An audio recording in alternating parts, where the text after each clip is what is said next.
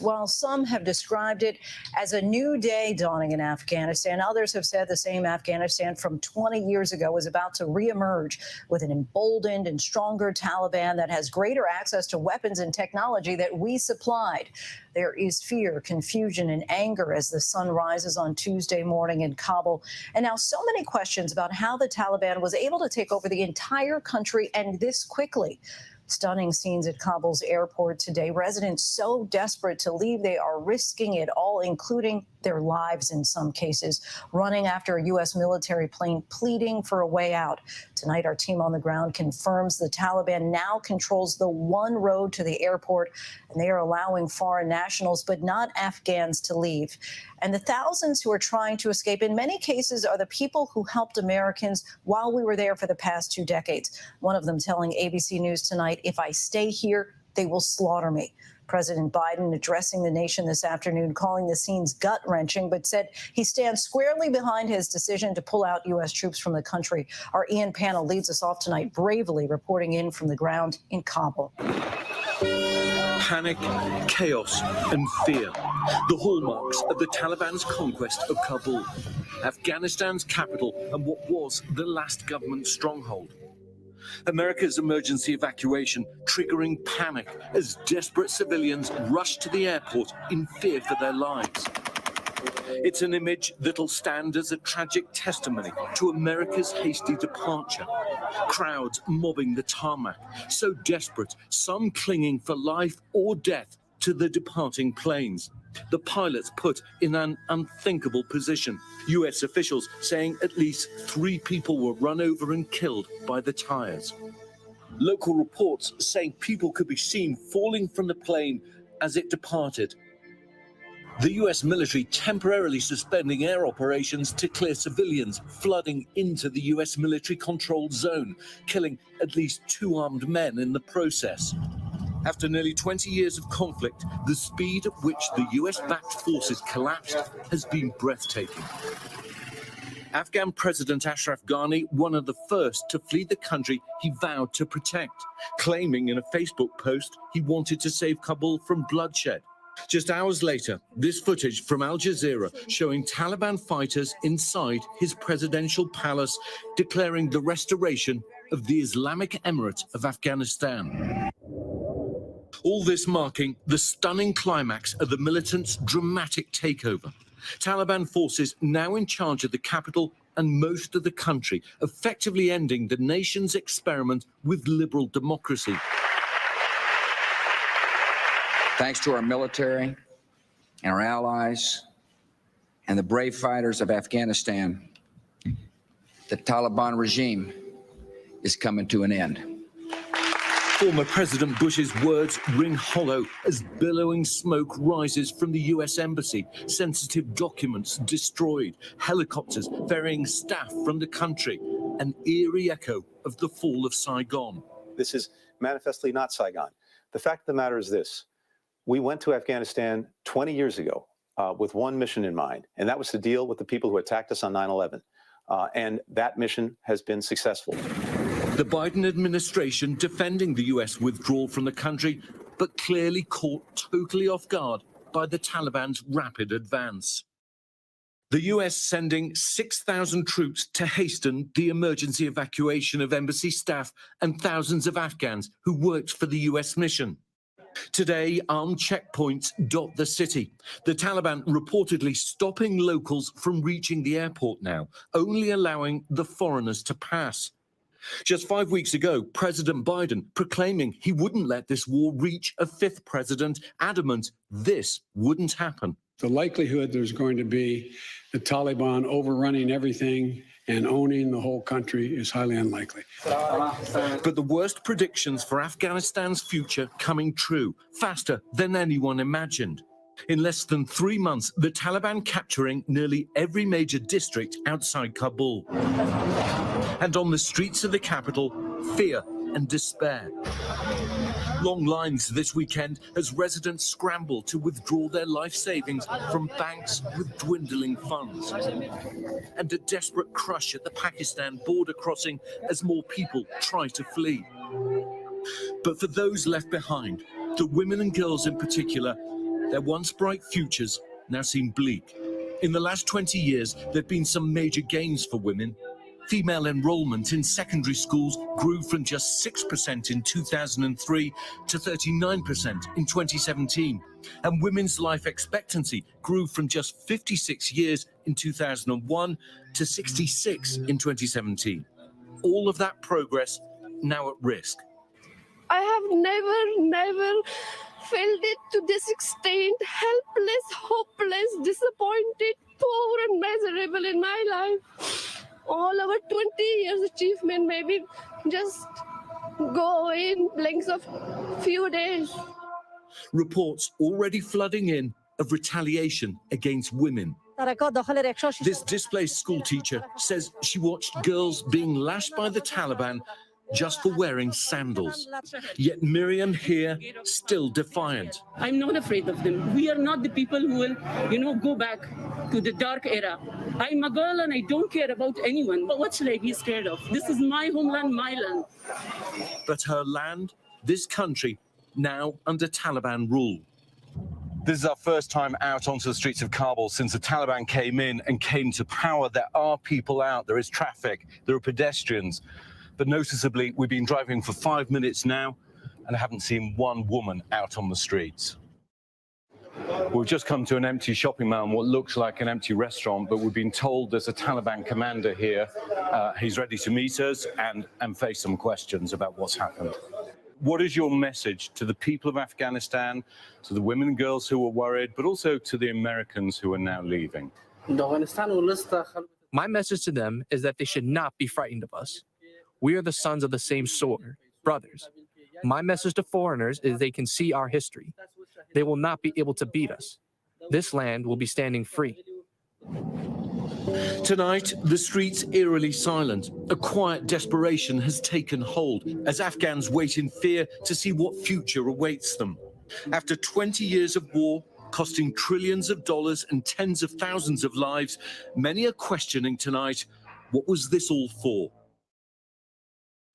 Such harrowing scenes and realities there on the ground. Ian Pannell joins us now. Ian, what's the security situation like right now with the Taliban in control? Are there any concerns that the situation near the airport could turn violent with those checkpoints so close? Yeah, Lindsay, this is really a tale of two cities, if you like. I mean, here in the main part of Kabul, where we're based, the Taliban are in control. We went out today, as you saw in my report, we saw Taliban manning checkpoints, heavily armed fighters driving around the town in pickup trucks, in Humvees. One of the most striking things we didn't see was any women out on the streets. Also he said he did see a few odd women, many of them wearing the burqa, but I was struck, having been to the country many times, lived here for 2 years, seeing not a single woman out on the street. But it is calm. The Taliban have actually come here to our hotel. They've asked the security guards to leave. They said there's no need for them to be there anymore. They have now taken over control, not just of here, but of everywhere else.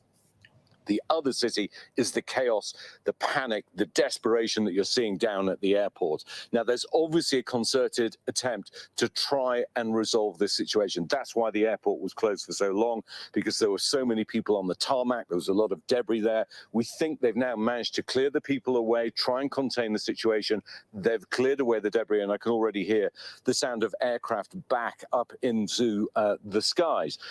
But here's the problem. There's only one route into the airport, and at the moment there's a Taliban checkpoint there, and we're hearing they're only letting foreigners through. And when President Biden talks about the thousands of special immigrant visa applicants, these are people who risk their lives to help our mission here in Afghanistan, many of them afraid now to leave their houses because, of course, it's the Taliban that they're running away from. And even if they do, there's now a question about whether or not they can get back to the airport.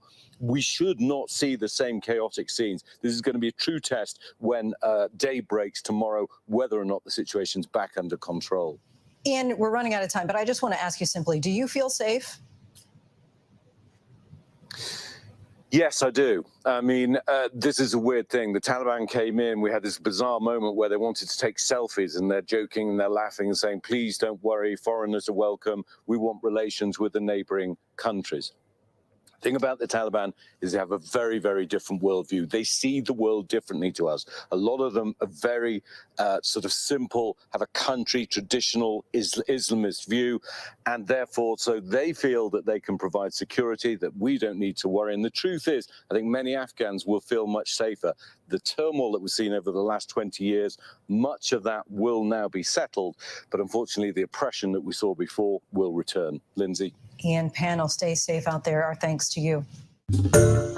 Hi, everyone. George Stephanopoulos here. Thanks for checking out the ABC News YouTube channel. If you'd like to get more videos, show highlights, and watch live event coverage, click on the right over here to subscribe to our channel. And don't forget to download the ABC News app for breaking news alerts. Thanks for watching.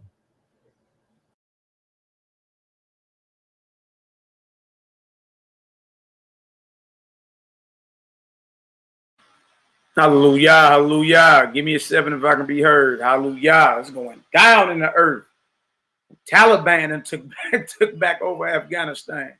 Give me a 7 if I can be heard up in the chat. Good to see y'all in the building. Peace, love, light, and healing. I see the title, Nazarene edition, part 22. The origin of evil. Peter versus Simon Magus. Peter versus Simon Magus, part 5.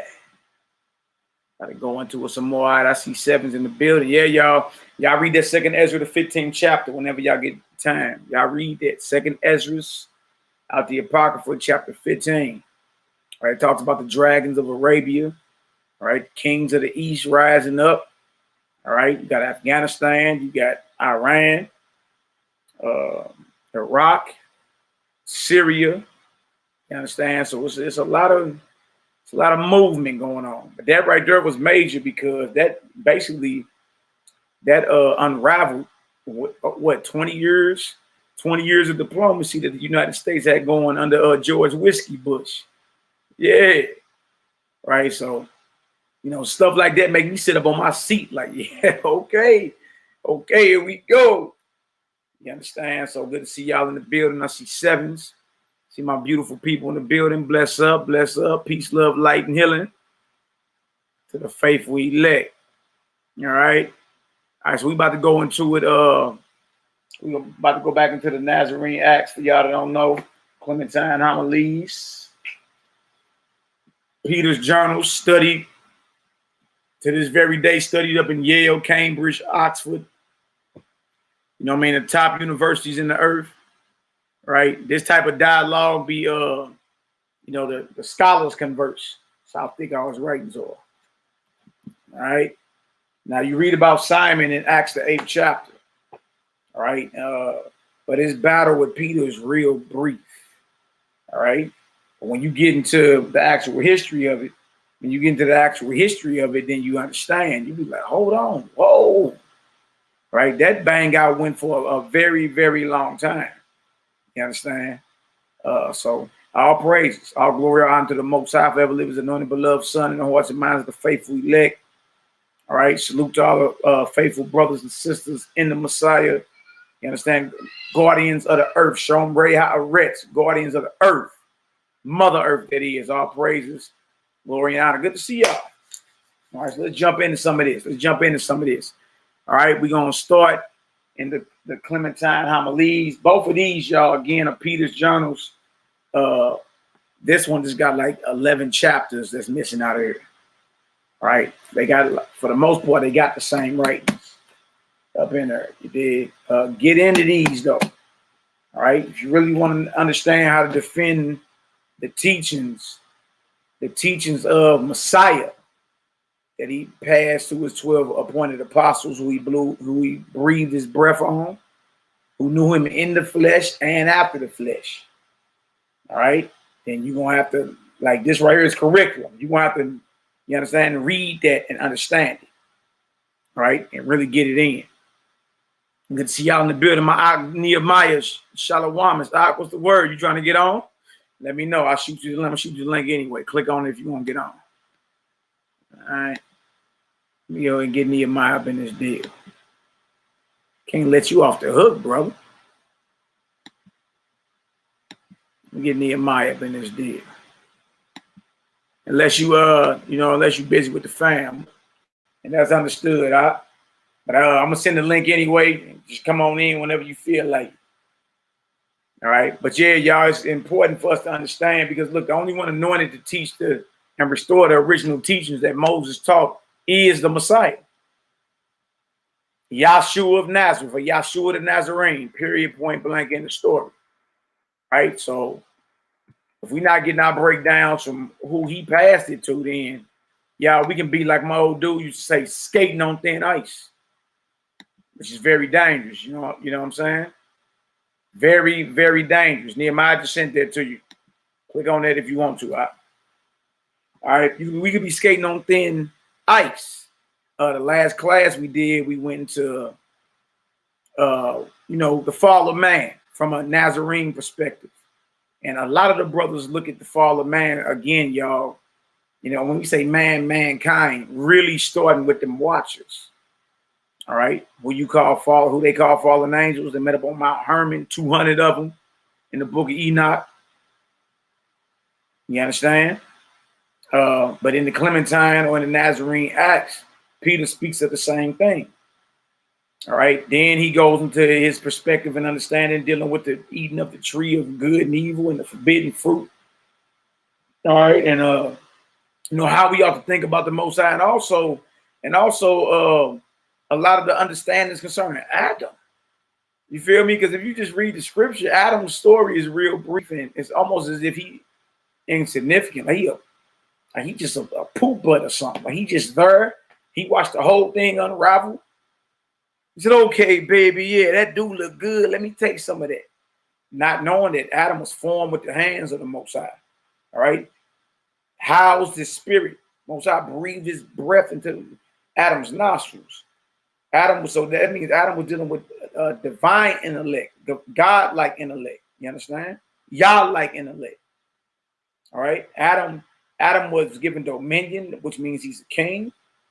Adam was given the prophetic foreknowledge of even naming the animals based off their character. Even named his children based off their character and what their character would be.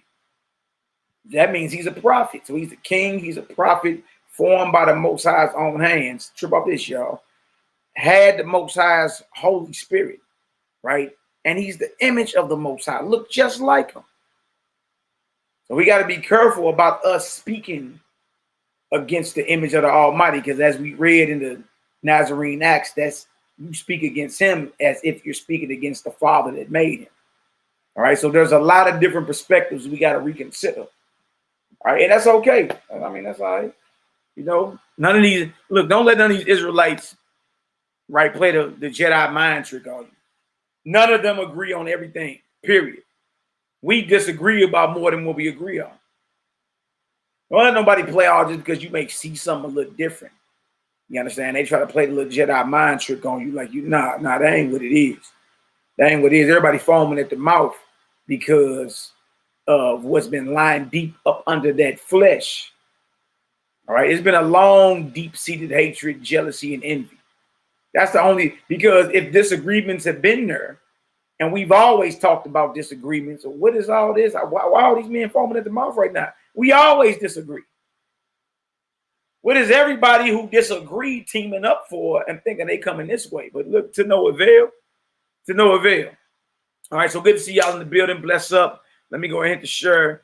Also, brother sent me something from the brother Zion Lex about pole light. Oh, Michael, no, a pole light. And all I can say is, hey, Most High willing, that ain't real. But if it is, may the judgment of the Most High rain down like waters. Because we don't in no way, shape, form, or fashion condone the molestation of any of our children. Period, point blank in the story. All right. So we don't condone none of it. We don't condone rape. We don't condone molestation. We don't condone none of that. So if that is true, may the judgment of the Most High rain down on him like flowing like Niagara Falls. All right. Period, point blank in the story. I ain't, got all the, the details or whatever. I heard Netta. That's what the brothers call him, Satan. But Netta over there interviewing him now. So, You know, I may check that out after I get off with y'all. But look, that's crazy. Allegedly, his girlfriends, if you like using that title, one of his girlfriends or one of his wives, 14-year-old daughter. All right, and supposedly they got DNA evidence too. So I'm just gonna sit back and wait to see what all come out. But if that is true, may the judgment of the Most High rain down like Niagara Falls on anybody violating the innocence of any of our children or any of our women. Period, point blank in the story. All right. That's right, YAHKI. That child traumatized for life if it's true. Absolutely. Absolutely. All right, let me hit the share button and get her done. All right. Good to see y'all in the building. Bless up. Agdino, YAHKI, Stephanie Randall, set up where I live in Ema. Bless up. Bless up.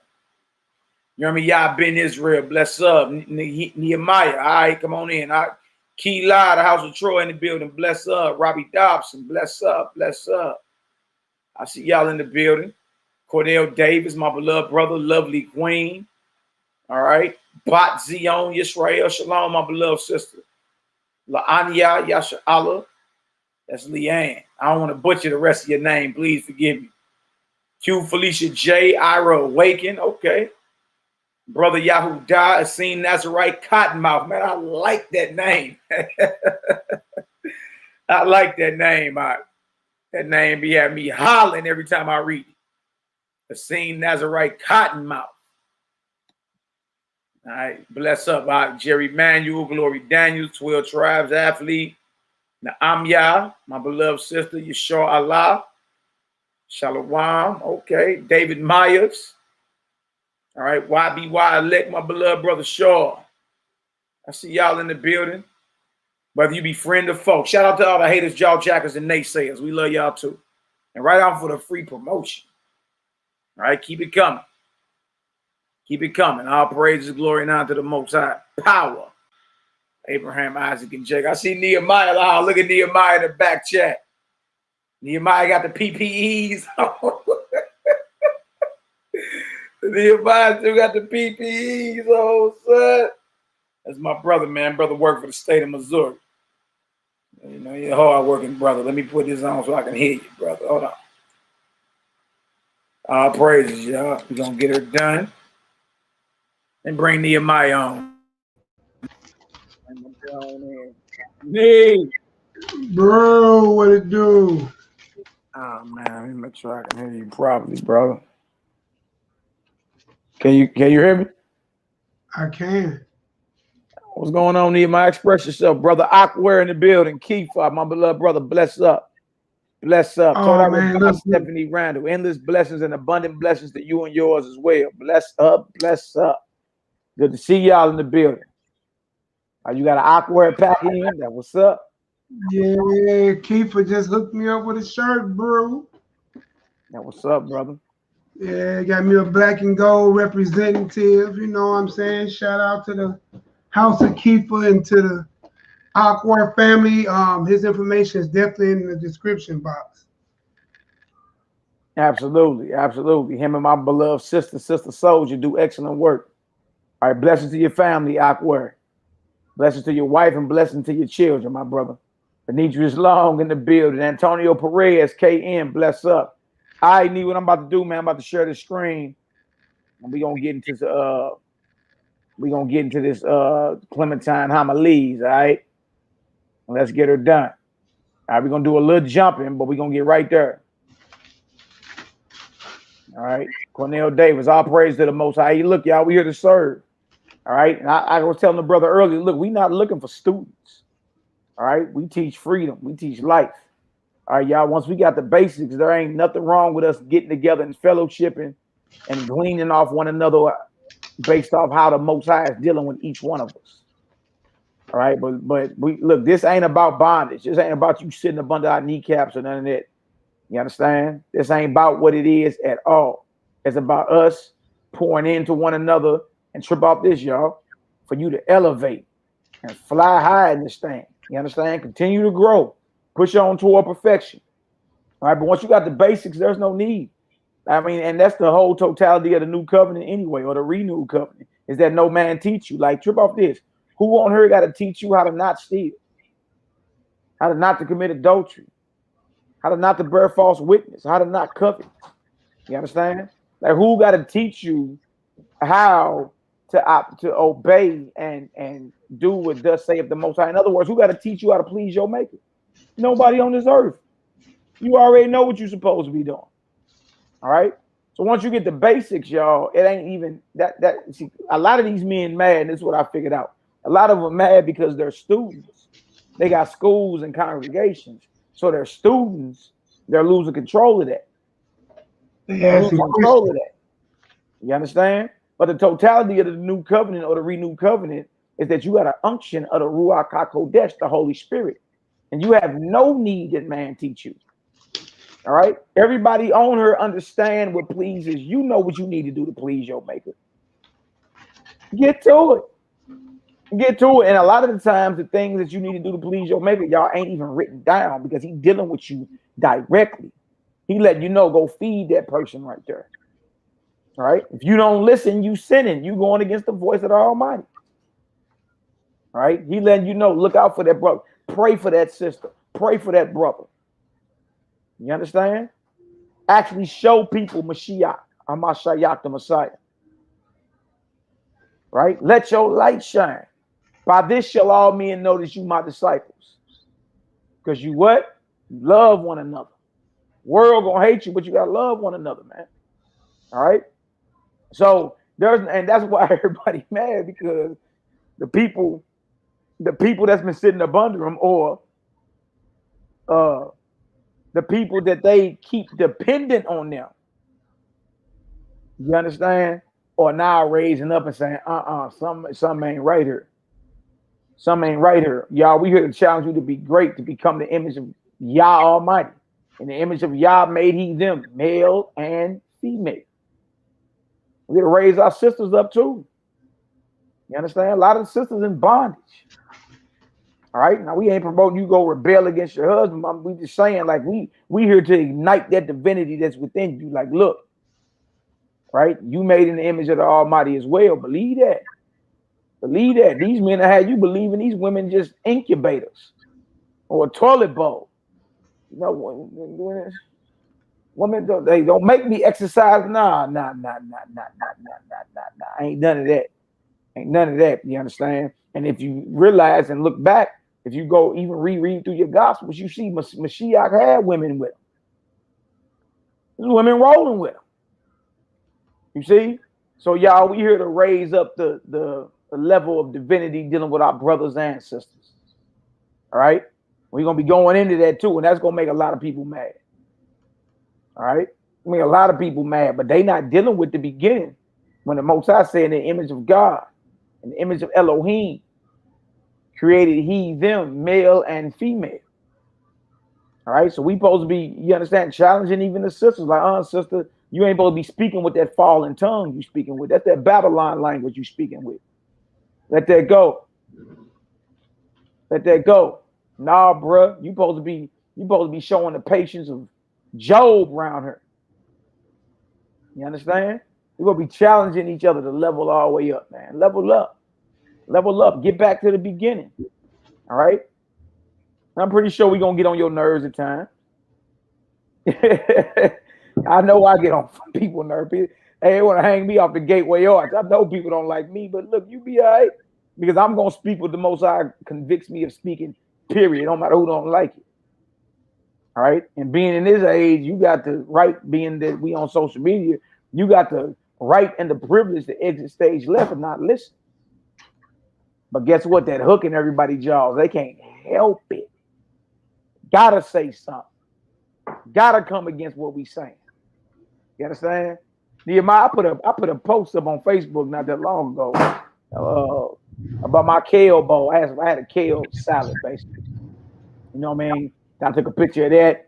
Had some avocados in that deal. Them deals look good. It tastes good too. Avocados, peppers, and man, it was off the chain, right? Right. And then I posted a book that I'm reading about the Dead Sea Scrolls and the calendar that the brothers out in the community that things was using. And you know, an op had to jump on there. I've had to jump on there. So you just gonna skip over all the clean flesh and unclean flesh? This is a lie. Like, bro, I don't gotta chew on no dead animal flesh. Look, it's more for you. Hey, look, that's more lamb for you. What you mad for? Same thing we used to tell the pork chop eaters. You should be happy. What you mad for? There's more pork for you, more ribs for you. And you mad at me because I chose life. Yeah, man. Like, look, bro, what did you make? Hey, look, chew on all the dead animal flesh you want to. Let me know how that work out for you. You want to be pet, you want your body to be pet cemetery. Come on, stop it. But just can't help it. But look, I'm not commenting on your post. Ain't commenting on your post. Ain't trying to comment on your post. You understand? I ain't even blocked you. I ain't even went that far to block you. But you just can't help yourself. You see? Because that hook in that jaw, boy. And when that hook in that jaw of that fish, he can squirm, he can kick, he can cuss, he can do all you want to do. And guess what? Guess what? He got to deal with that reality. You caught. This truth has caught these men right in their mouth. And when that hook in that jaw, they can't sleep. You understand? They can't even enjoy their families. So, man, that's what we dealing with, Nehemiah. You got anything you want to say, brother, before we get it in? No, not really, bro. Just talking to a sister the other day, you know what I'm saying? And was talking about the fact that, you know, men and women are not the same, right? We're not the same, but you're loved the same by the Father, if that makes sense. You know what I'm saying? Just like Christ and the Most High, right? The Most High is above Christ. That's just what the order is. You know what I'm saying? And so, same thing with the husband, there's an order. But I was sitting there talking about Mary, right? And you sitting there just talking about, let me see if I can, I do got an echo when I talk.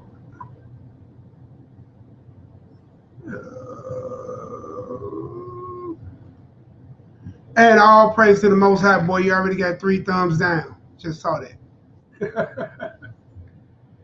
But just sitting there talking about that, and you know, they said that they caught, you know, Mary, you know, in the midst of committing adultery, right? And going by the definition, which means she probably was married. You know what I'm saying? But she wound up walking with a Mashiach after the fact, you know, probably because, you know, that marriage went left and right. I mean, I don't know. It was just an interesting thing to look at, though.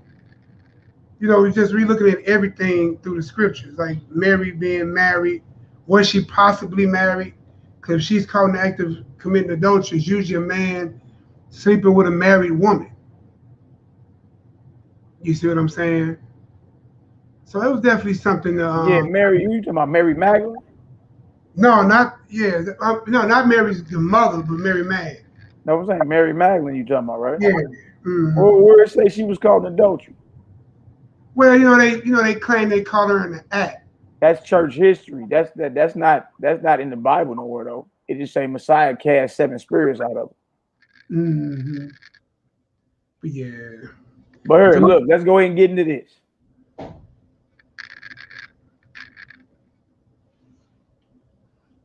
I'm talking about the part where they talk about the stone. They was finna stone. Don't worry about it. All right, this right here, Hebrews 280, page 286. Which book? Clementine Homilies. I'm about to blow it up on the screen, brother. And then we're going to jump over to 290. Y'all see the title today that we're dealing with? We're dealing with the origin of evil. Yeah, YAH'KI, they take time out of their lives to watch a video to give it a thumbs down. Absolutely. How you feeling though, YAH'KI? You've been going on 3 months with no flesh.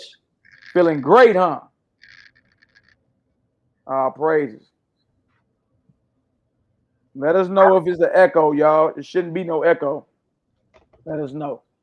Nehemiah, you see that on the screen?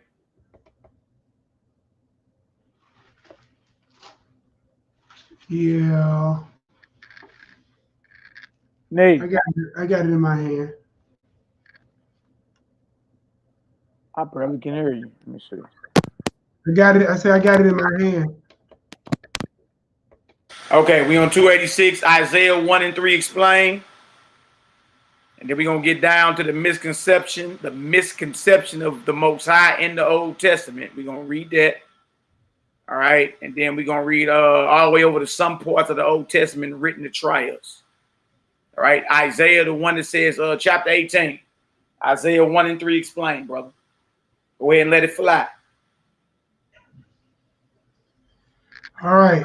From the circumstances that Isaiah said, in the person of Yah, but Israel hath not known me, and the people have not understood me.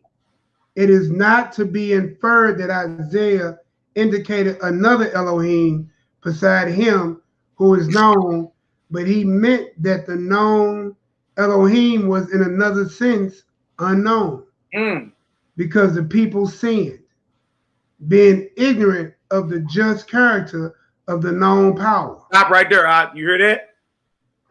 The people sinned, being without the knowledge or being ignorant of the just, that means righteous, of the righteous character of the known God.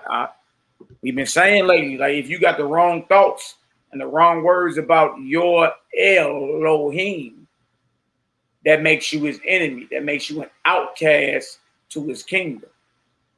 All right? It's about what Kepha, Peter just said. Because the people sinned, being ignorant of the just, the righteous character of the known Elohim. Y'all see this? Meaning you're sin, and what about that? What about that? You're sinning or transgressing, committing a crime in his eyes if you are without the knowledge of his righteous character. If you don't have the proper knowledge and understanding of who your creator is, you're sinful. You're sinful. Right? If that makes sense, give me a Yahoo up in the chat. That's a jewel right there, Nee. You see that? I do. That's a jewel. Our people fall into sin if we are without the knowledge of the righteous character of Yah. If you don't got the knowledge of the righteous character of the Most High, then guess what? You're in sin. Because guess what? You're thinking about him opposite of his righteous character. Well, we came out on the Shabbat and said flat out, we don't believe our God or our Elohim creates evil and does evil. Shout out to my Israel because he hit me up and asked me a question, right, about judgment. I say, no, his judgment is righteous. So what these heathens got coming, that's righteousness. That's not evil. What happened in Egypt with the 10 plagues, that was righteous. That's not evil. That's righteous judgment. You understand?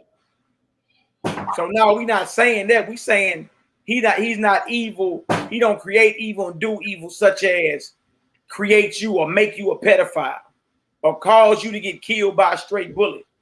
Or had you born gay. Right. Exactly. You understand? So if you are without the knowledge, if you are ignorant of the righteous character of Yah, the Almighty, you are sinful. You are in sin. And it makes sense because if you don't know who he truly is, everything that you think you're doing is still sin to him. Just because you ignorant of it don't make it no excuse. Right. So just like when you was in the Christian church, you thought it was okay to still have Christmas tree and Easter egg hunts and St. Patty Day and, you know, Good Friday with ham on church grounds. You hear me? Because you was ignorant of God's true nature, right? You are not claiming you singing to God, praising the Lord, and giving honor and glory unto him, but you are really cursing him and shaming him and putting yourself in a damnable place. And yes, I said damnable place. Then no different, you come into the Israelite walk and you sitting here now and you're hearing the revelations of what's been going on and what Christ really was, what he was really eating, what they was not doing. And then you sitting here trying to hold on to, I'll keep the law, statutes, commandments, but then you want to murder, because everywhere in the Bible where there's talking about innocent blood, it talks about animals as well. And that's out of the regular Bible that you read, Proverbs 6 and all the rest of them. You know what I'm saying? And none of y'all try to run the Levi and Deuteronomy and do everything, but you ain't even following the Levitical law for dealing with your meat. You ain't bringing nothing to no temple. And there was always a Levite at every gate. You know what I'm saying? The Maccabees, they didn't stay directly in Jerusalem, but they was the Levites in the gate at that time. So if you had something to take, you take it to their temple. And they would do the procedures of Leviticus 17. But y'all cats is doing stuff all the way wrong. Not y'all per se in the room, you know, but each point where you thought you really knew God, you didn't. And come to find out when you realize who he was, guess what happened? You realized you was walking in a bigger sin than what you thought you was. And Malaki, we was talking, you was doing that just yesterday. That boy looking around for something. Yeah, so yeah, y'all, without the true knowledge of your God, man, you are definitely going to commit sin because you're going to sit here and cook all this, what you call clean meat, and think you're doing what's good to God, and you're not. Just like when you was doing Easter eggs, thought you was doing God good. You was not. Just like when you was eating pork and keeping Christmas, you thought you was doing God good because you prayed at the dinner table holding hands, but you're not. So ignorant of the just character of the known Elohim and imagine that they will not be punished by the good God. And that's the crazy part. You think you're not going to get punished by God because you think you're doing good in the sight of God by killing, murdering, and partaking of dead animal flesh which he did not give us to eat out the gate. And you will swear he changes not. Now, if that made any sense, can we get 7 in the room? 7 on this side, brother. Let me go. When you breaking it off, YAHKI, let it fly. That's what I'm talking about. Yeah, it's just what it is, man. And thou shalt not kill. How you take away that doesn't mean animals. And then you get all the way in the New Testament, you hear Christ speak, and even in some of the writings of Paul, that the sacrifice can never do you nothing. So if it can never do you no good, and there's no meat being brought into the physical temple that's in Jerusalem or any of the sub-temples throughout Israel from north to south, there's no one officiating the office and no one receiving meats in no temple. Why are you putting meats in your spiritual temple? Because you would say that you are the temple of God, a temple not built with hands. But then you are putting dead flesh and blood in your body. And ain't even a Levite doing that today. Right. So yeah, man, just when you think you thought you knew God, you really didn't. People gonna be sitting there trying to go to Passover. And that's why he say he done away with your feast. They full of blood. Not because he don't like his commandment. It's because you got too much blood on your hands. He can't do. How can a God that creates everything become a God of death when he told you I'm the God of the living? And then you want him to dwell in you with all that death in you. Because all that death is in your DNA now. Your blood pressure, your diabetes, and everything else. Absolutely, brother. So it's just absolutely, bro. You hitting it right on the head, bro. Strike what iron's hot, Hebrew. All praises. Just when you thought you knew God, you didn't. How many times we sat and sing Kumbaya and holding hands and praying over turkey meals after they done slaughtered the Indians and enslaved the Negro, and I'm trying to figure out what the hell you're thankful for. And you sitting there praying over the pork and the chitterlings, and God has truly blessed us this year. No. Absolutely. Where we at, Hebrew? Where we at? Look like everybody got the understanding so far. I'm gonna go back and read that one sentence. The righteous character of the Most High makes us sinful. Yeah, I'm gonna go back and read that sentence again. That was one long sentence. Where you at, God was in another sense unknown because the people sinned, being ignorant of the just character of the known God, and imagined that they will not be punished by the good God. Wherefore, after he said, but Israel has not known me, and the people have not understood me, he adds, alas, a sinful nation, a people laden with sin, for not being afraid in consequences of their ignorance of his just, as I said, they became laden with sin, supposing that he was merely good and would not therefore punish them for their sins. Absolutely. Absolutely. Ignorant of his righteous character, ignorant of his judgment. Hey, shalom, Uncle O. Ignorant of his judgment. Big O. Now look at this. All right. Misconception. Misconception of God or Yah in the Old Testament. Again, y'all, Nazarene Act of the Apostles, first century documentation dealing with Simon Peter, Simon Kepha, and his battles he's having with Simon Magus.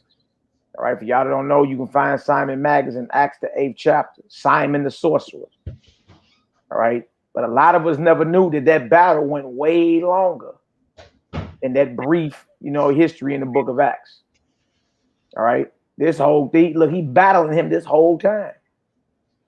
Misconception of God in the Old Testament. So we just read that if you are ignorant or without the knowledge of the righteous character of your maker, it makes you sinful in his eyes.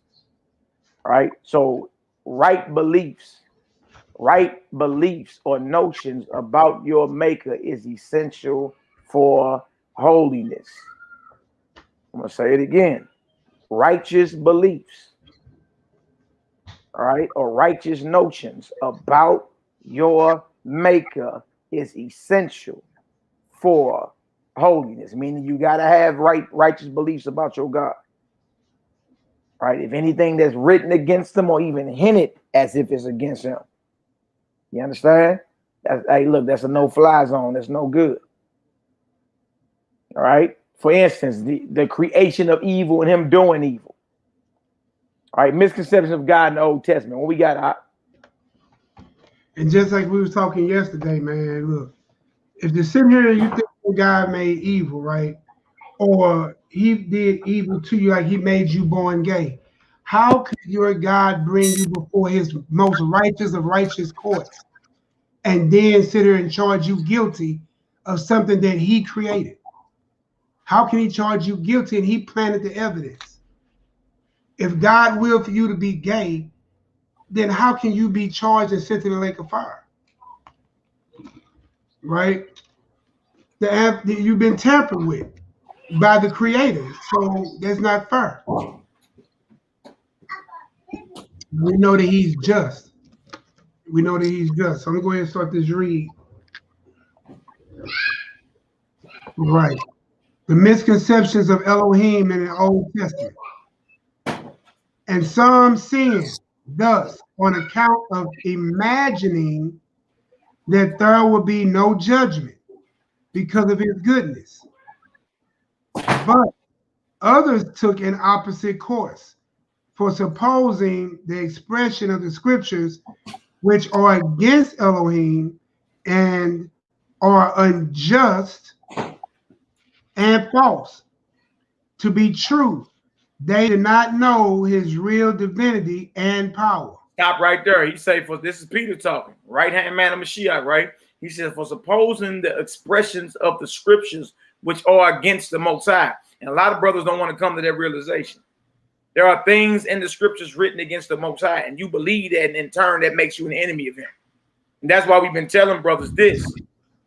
The Messiah was the only one anointed to teach the Torah. A lot of people don't want to hear that. He's the only one anointed to teach the Torah and give the right understanding of what Moses initially wrote. Right? He gave that understanding of the keys to the kingdom of heaven to his appointed 12. Peter is one of his appointed 12. What Peter is saying in her is what he got from Messiah. And he's admitting that there are expressions in the Bible which are written against our maker. Right? So if you suppose that the expressions of the scriptures which are against the Most High and are unjust and false, if you suppose that they are true, our people did not know his real divinity and power.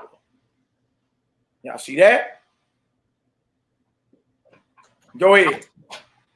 Therefore, in the belief that he was ignorant and rejoicing in murder, and let off the wicked in consequence of the gifts of sacrifice. Y'all heard this? Ooh. Y'all heard this? Y'all heard this? And I was just saying this before we got to this part. Ooh. If you in your faith or belief, all right, in the belief that he was ignorant and rejoiced in murder. Oh my God. You gotta re-examine a lot of this stuff you read. And let off the wicked in consequences of gifts of sacrifices. Yeah. Remember, look, a lot of men Magus, we didn't came at the Levitical priesthood. And they actually believe in the kingdom, that they actually, in the Messiah's kingdom or in the New Jerusalem, they're going to be killing animals and opening up the gut of animals and pulling out organs and throwing the fat on the altar and chewing on the dead flesh of animals. Look, we ain't here to tell you that you're not reading that, but we're here to tell you that's conflicting with what the renewed covenant is saying about what is going to be in the kingdom. Because in Revelation, it straight tell you, I saw no temple. What you mean rejoices in murder and it's going to let off the wicked because you done brought you the dead flesh of an animal to an altar? No, you got the wrong thoughts about the Almighty. And we're going to hit that before we leave. How is your maker supposed to be thought of?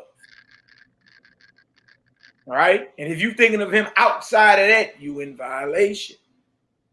You in violation. The problem, the reason why we bring out the conflicts and all that is to show y'all. It's to show that there are two forms of worship being propagated in the scriptures. It's a worship of life and a worship of death, a worship of the Most High and a worship of his enemy.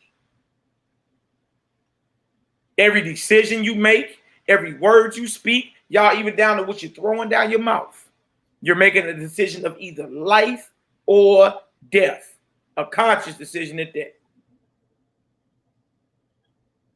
It says, yea, moreover, that he deceived and spake falsely, that the Most High is a deceiver, and that he lies. What does it mean to speak falsely? Don't that mean to lie?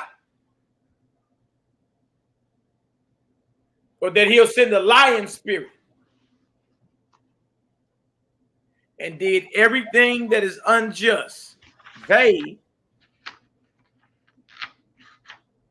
top of page 287, Clementine Homilies, they themselves did things like to what their God did. Oh my God. Boy. When you believe that your maker and you is evil, creates evil, does evil, rejoices in murder, gonna let the wicked off because you bring in the sacrifices of dead animals and the blood of dead animals. Eventually, you become like your God, not the Most High. He just told you. Believe it or not, all those attributes apply to Satan. Amen. He's the bloodthirsty God. It ain't the Most High. Go ahead, Nee, my bad. Hey, look, what did Christ tell them people, man? Ye of your father who? The devil.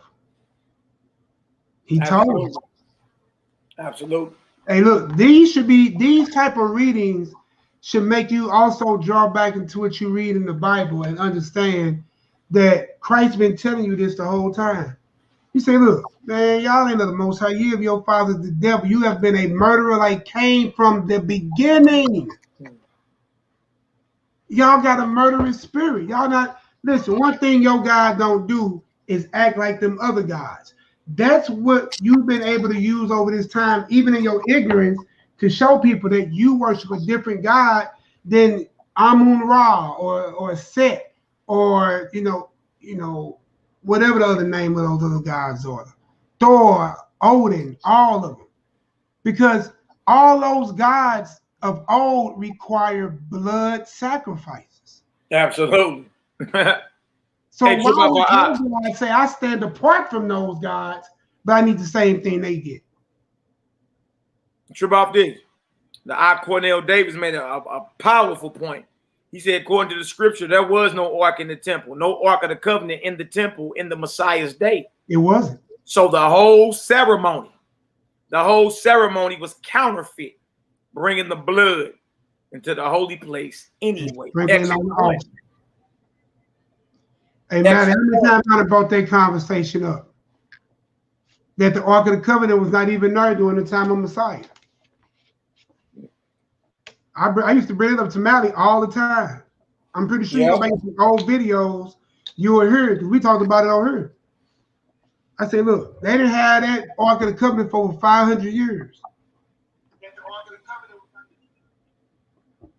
And with that being said, they wasn't able to bring that blood and sprinkle it on the mercy seat like they was. And I think you had somebody ask you a question, the Hebrew Deborah Peace. Deborah, if you want to catch us live or get the notifications, because sometimes YouTube don't send them out. In the description section, you can email Honor Humility STL. You can email me your mobile and your email, and we'll add you to the list. And that way, I always send out notifications for the class start.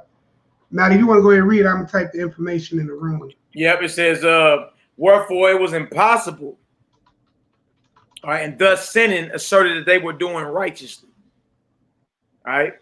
So, in other words, what they were doing, they was ascribing wicked attributes to the Most High God, claiming he was a liar, he was a deceiver. You understand that he rejoiced in murder, that he would let the wicked off by just because they bringing sacrifices and all that. And he say, then they themselves did things like to what their God did, not the Most High. But again, y'all, there's two forms of worship being propagated in the scriptures. Our people are doing a grave disservice. They're skating on thin ice, trying to harmonize what is not meant to be harmonized. All right. And Peter himself, Kepha himself, was trained up by Mashiach. And they understood this. And thus sinning, trip about this, and thus sinning asserted that they were acting righteously. And that's how these brothers running around here acting, doing their Torah portions and all that. And y'all, it's the same Torah portions as the Ashkenazi Jew every Shabbat. They do the same exact ones. And thus sinning asserted that they were acting righteously or piously. Wherefore it was impossible for them to change to the better. And when warned, they took no heed. When warned, like, hey, look, y'all skating on thin ice. You're mingling the worship of the God of the living with the God of the dead. Turn around. All right. For it was impossible for them to change to the better. And when warned, they didn't listen. For they were not afraid, since they became like their God through such actions. Chapter 20, some parts of the Old Testament written to try us. Written to try us. But one might with good reason maintain that it was with reference to those who thought him to be such that the statement was made. No one knoweth the Father but the Son. There's no one knoweth even the Son but the Father. And reasonably.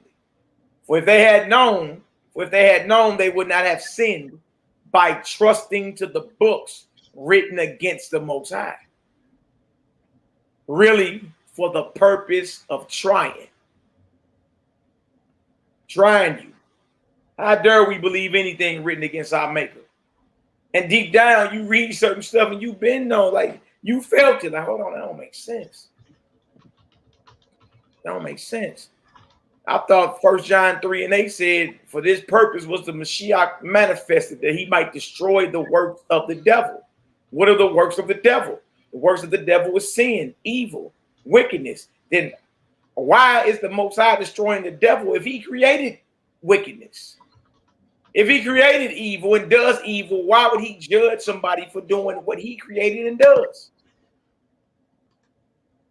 If he creates it and he's doing it, why judge someone for actually doing what he's doing? In essence, that person is being like the creator. Correct?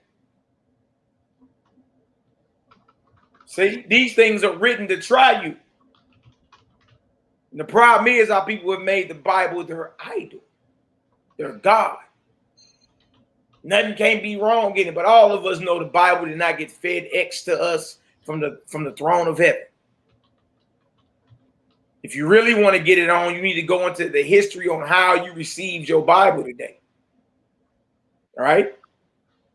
And look, if you're strong in faith, it shouldn't rattle you at all. My faith is increased even more in the Most High power. But the Most High ain't a book. Now look at this. But somewhere also he says, wishing to exhibit the cause of their error more distinctly to them on this account. You do err not knowing. You do err not knowing the true things of the scriptures, on which account you are ignorant also of the power of the Most High. That's Matthew the 22nd chapter. Remember, he was talking to the Sadducees and the scribes and all that. You err not knowing the scriptures, nor the power of the Most High. All right, well, how you going to tell the Sadducees and the scribes that they don't know the scriptures? Y'all, they know the scriptures. The scribes are the one in charge of writing down the scriptures and teaching the scriptures and interpreting the scriptures. So when he said you err in Matthew 22, not knowing the scriptures, y'all, he's pointing to the true sayings in the scriptures. Because obviously they know the scriptures. Hell, they scholars. In other words, they know what's written down. They're scholars.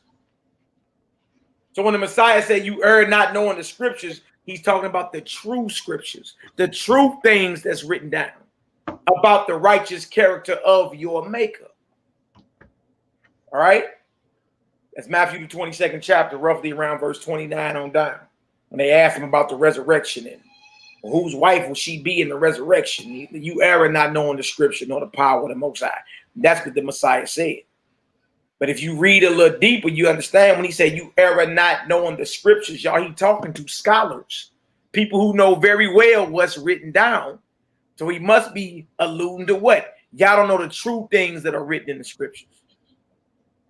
Y'all don't got the true understanding. On which account you are ignorant also of the power of God, the power of Yah. Wherefore every man who wishes to be saved must become, as the teacher said, a judge of the books written to try us. Y'all hear this? You want salvation, right? That's why I said, look, this Nazarene Acts of the Apostles, y'all, is curriculum. You want to know how to rightly divide and defend the Messiah's teachings? You gotta get it right here. Because Peter is speaking what the Messiah taught him. Look what he said. Wherefore every man who wishes to be saved, eternal life, salvation, must become, as the teacher, the Messiah said, a judge of the books written to try us. Meaning y'all, because you hear people today need saying this, y'all picking and choosing. Yeah, we picking and choosing. What do you think the spirit of discernment is? The ability, the spiritual insight to pick between what is right and what is wrong. Yes, we're picking and choosing. You see that? You must become a judge of the books written to try us. You say what, Nick? I say you do it all the time.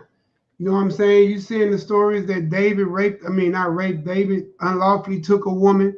You know what I'm saying? You choose not to do the same thing. But then we know we got brothers that look at that and think that it's okay.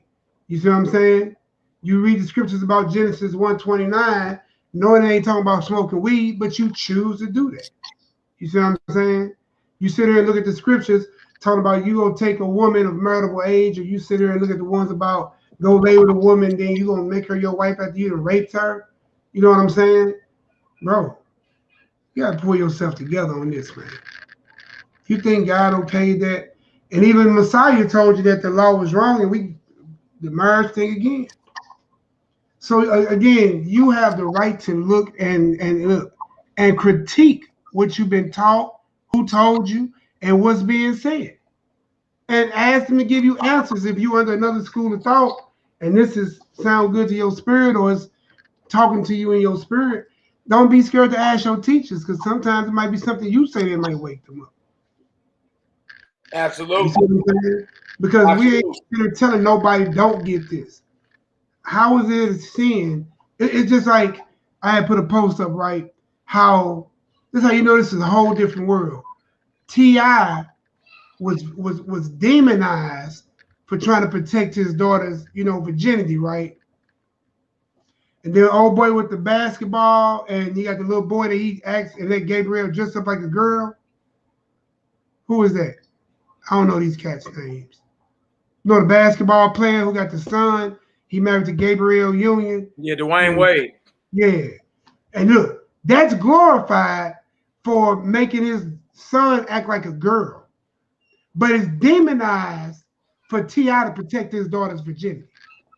Right. You see where you living at? That's Babylon. You're in backward places. So just like that, you've been given backward doctrine.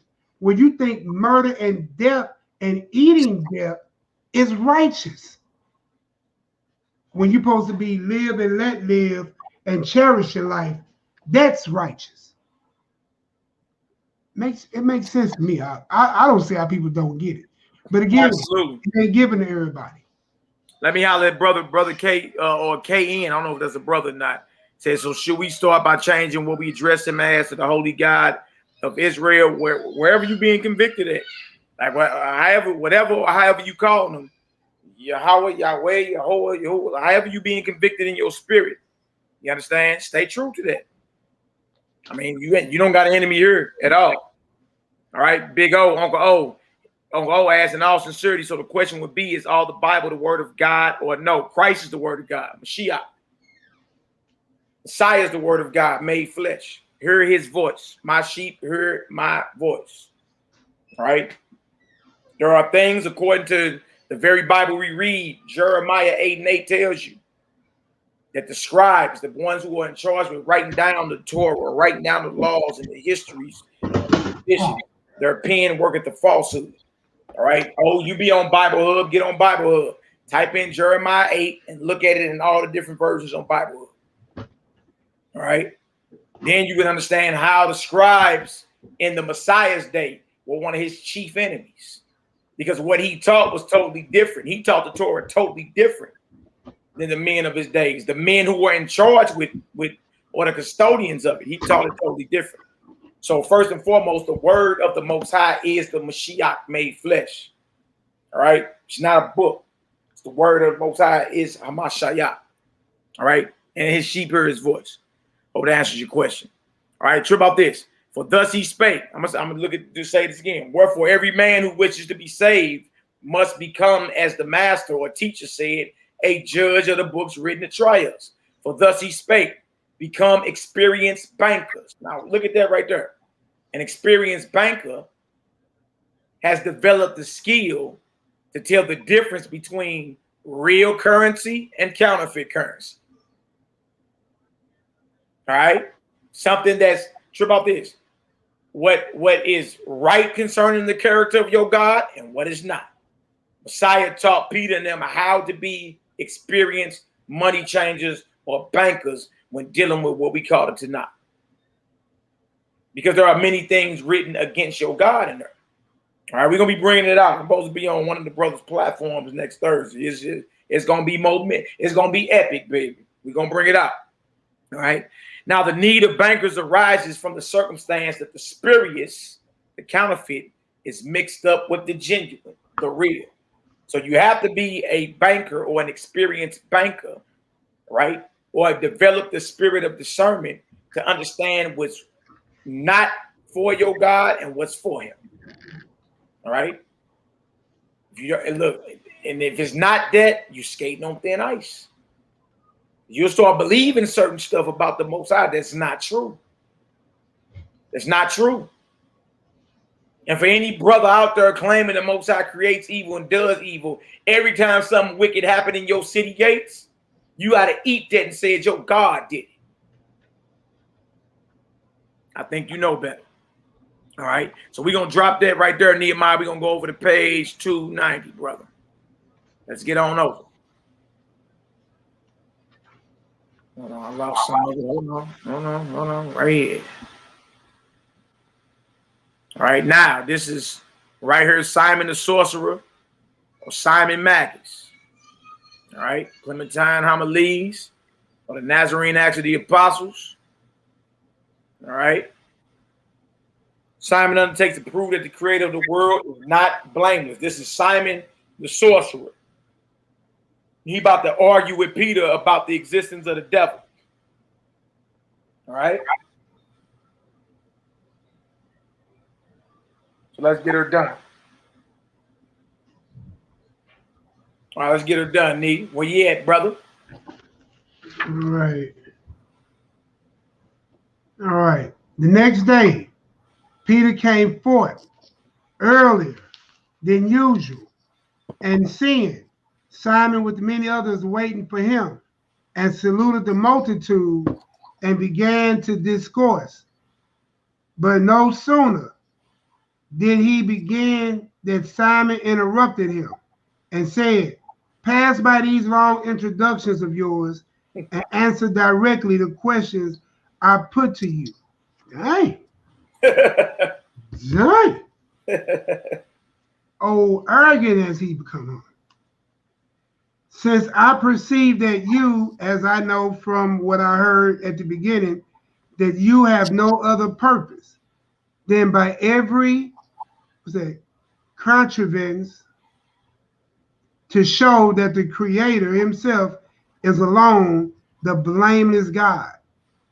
Since, as I said, I perceive that you have such a decided desire to maintain this, that you venture to declare to be false some portions of the scriptures, and clearly speak against him.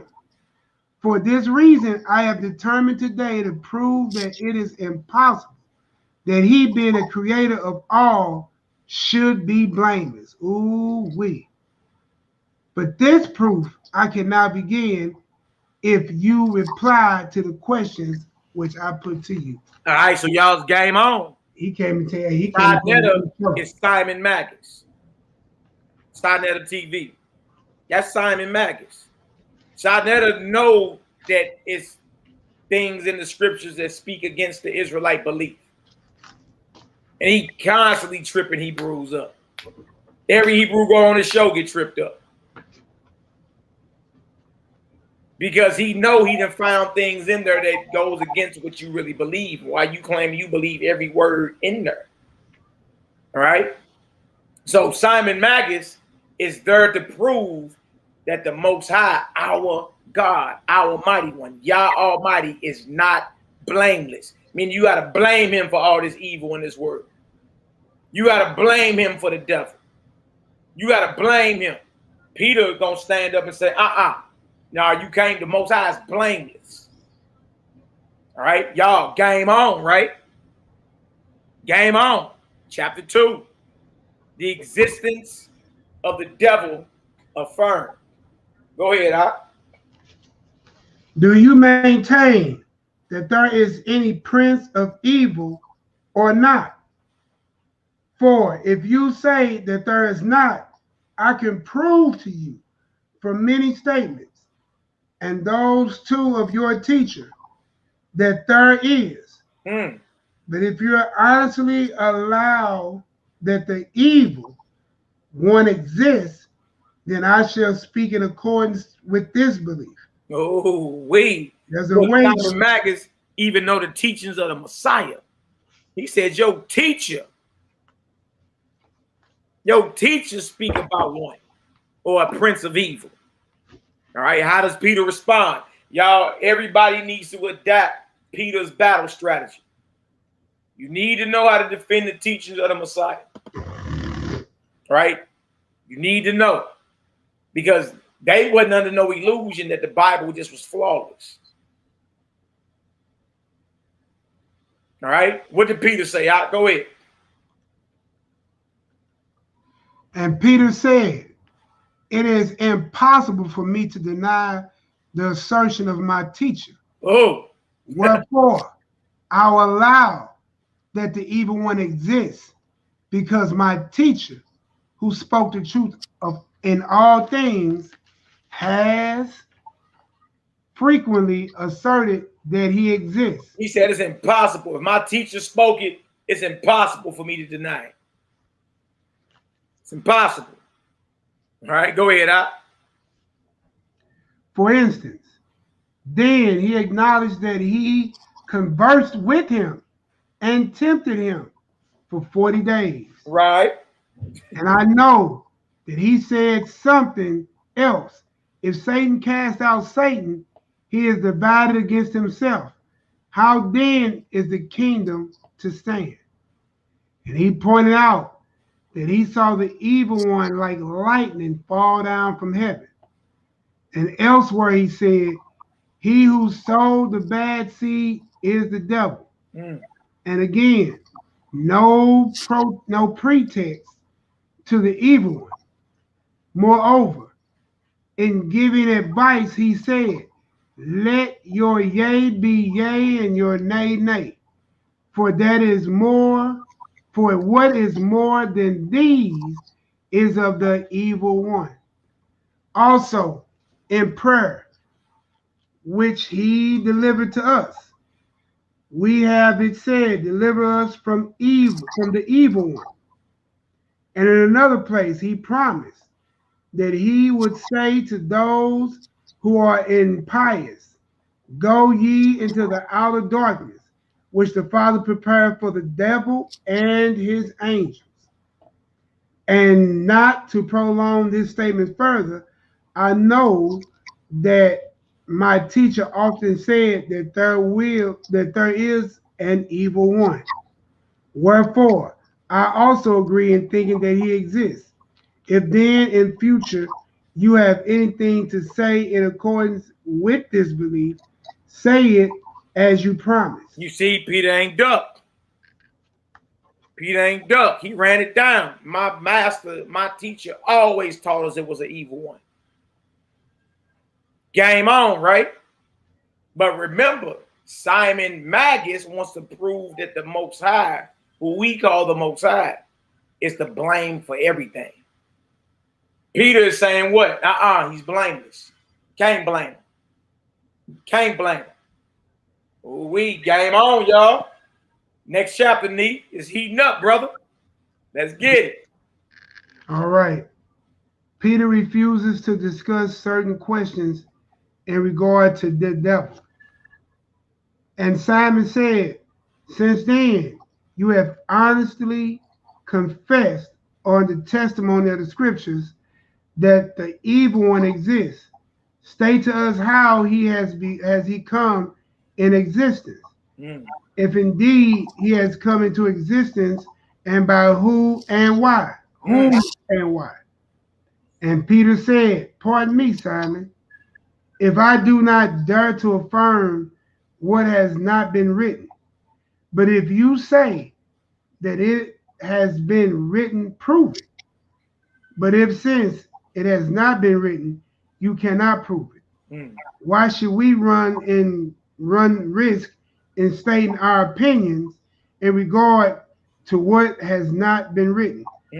If we discourse too daringly in regard to Elohim, it is either because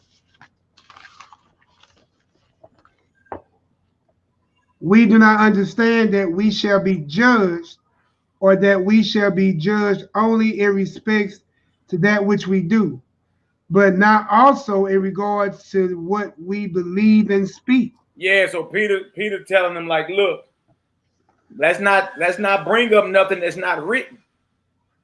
Because look, we're gonna be judged based off what we believe and speak.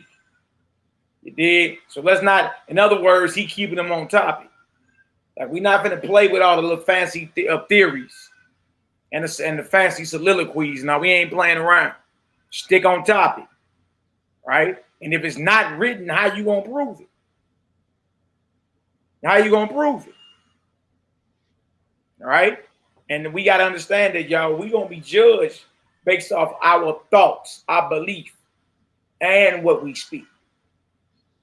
Again, righteous beliefs about your creator is essential for holiness. If you believe in the wrong thing about your God, you skating on thin ice. Skating on thin ice.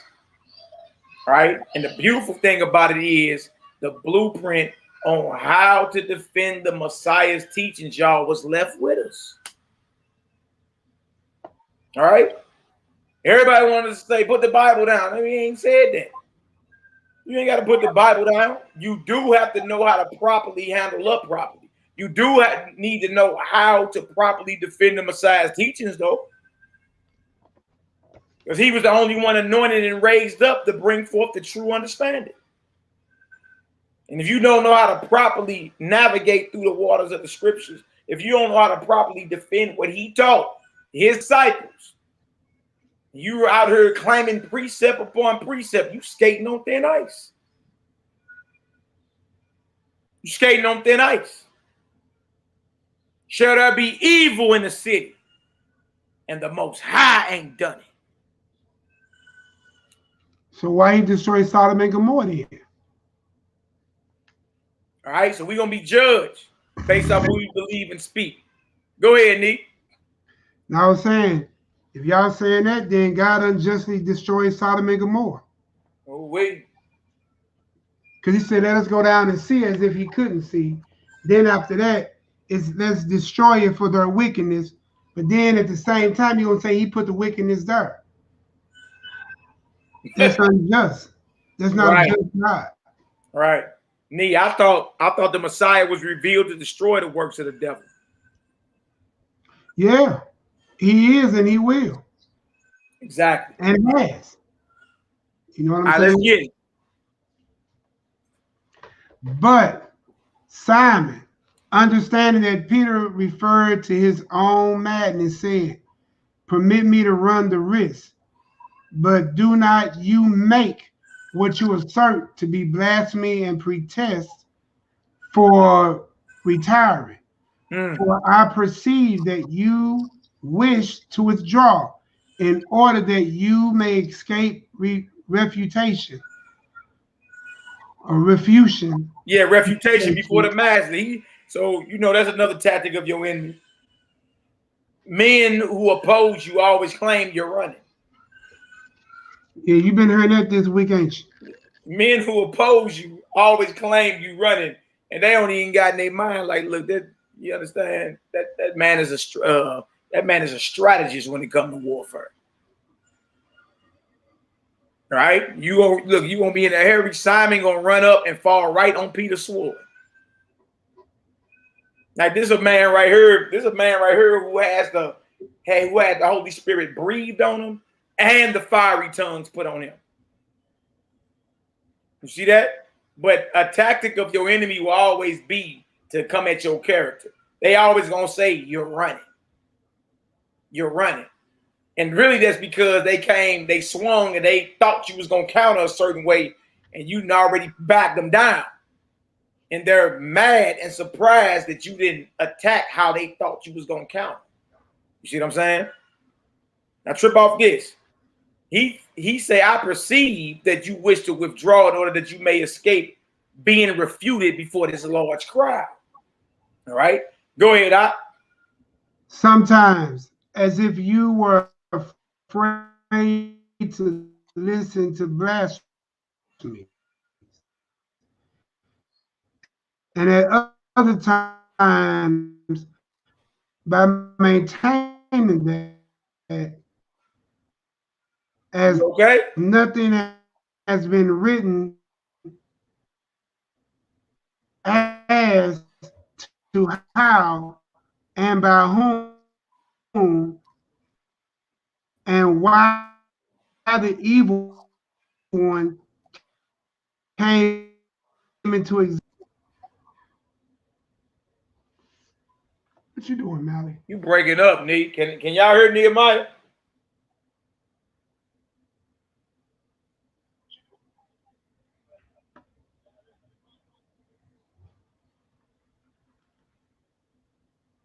Nick. Yeah, I'm here. Okay, I couldn't hear you for a minute. You was breaking up. All right, where you at? It says, and by whom and why the evil one came into existence. We are not to dare to assert more than the scripture. Wherefore also, as a pious man, you affirm this only, that he exists.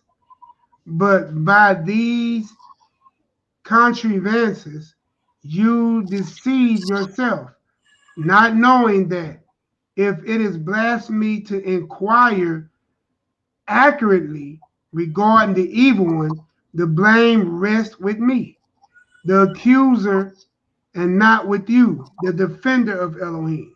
And if the subject inquired into is not in scripture, and on this account you do not wish to inquire into it, there are some satisfactory methods which can prove to you which is sought, not less effective than the scriptures.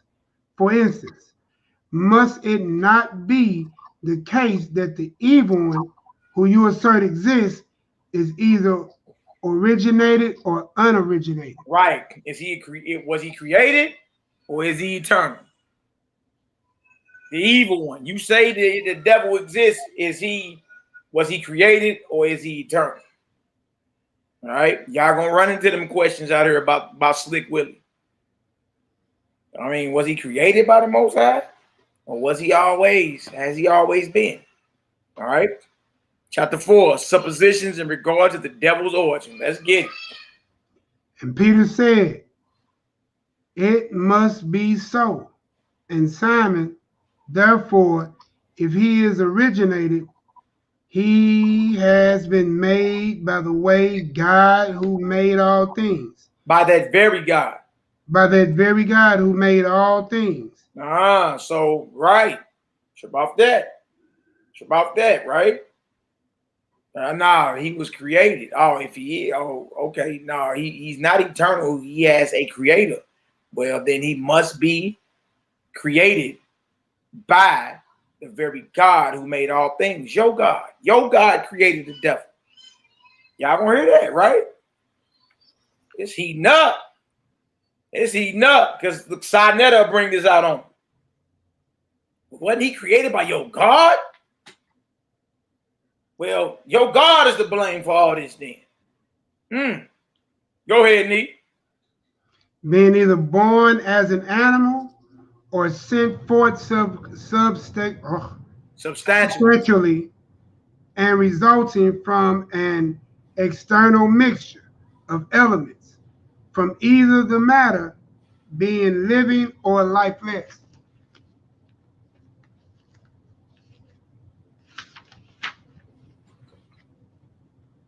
From which he was made was outside of him, or he came into being through God himself, or through his own self, or he resulted from things not existent, or he is mere relative thing, or he always existed. Having thus, as I think, clearly point out all the possible ways by which we may find him in coming along, someone of these we must find him. We must therefore go along each one of these in search of his origin. And when we find him, who is the author, we must perceive that he is to blame. Or how does the matter seem to you? So Simon Magus like, look, let's trace down his origin. When we find his origin, since he was created, whoever created him is to blame. That's Simon Magus' stance on this. Simon Magus' stance is whoever created the devil, you got to blame him for all the wickedness and evil that's going on to this world. All right, y'all make sure y'all paying attention and writing this stuff down and taking notes, because you're going to run into these conversations. All right. Chapter 5. Y'all not deserving of blame and permitting the existence of the devil. All right. If y'all hear us, give us a Yahoo up in the chat. I see a whole bunch of no's in the chat. Make sure we can be heard. All right. Shout out to all the haters, jaw jackers, and naysayers. We love y'all too. Yeah, they said you was breaking up a little bit. But you all good over there, Nee?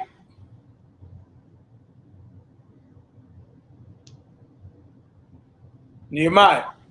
Yeah, I'm all good. Okay, brother. Why you delayed in answering? You sure you I go? shook my head. I did like this.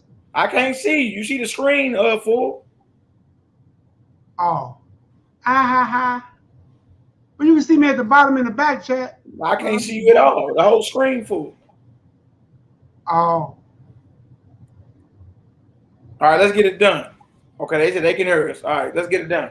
God, y'all not deserving of blame and permitting the existence of the devil. Let's do it. All right.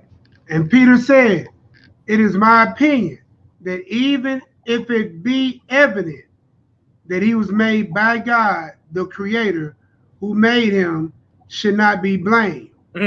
It might be perchance he be found that the service he performs was an absolute necessity. But if, on the other hand, it should be proved that he was not created inasmuch and existed forever, not even is the creator to blame in this respect. To be blamed in this respect. So he like, look, if he wasn't created, then how you gonna blame the creator? If he wasn't created, right? But even if the creator did create him, he's not to be blamed. For it might perchance be found that the service that Slick Willie performs is an absolute necessity. All right, let's keep reading.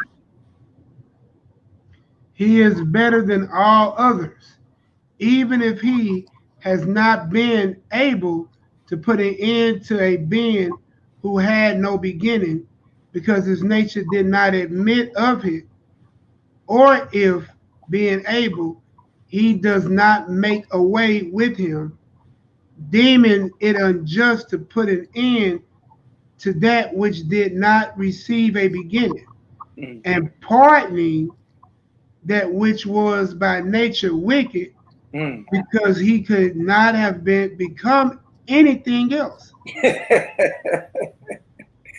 Man, boy, it is going down. Go ahead.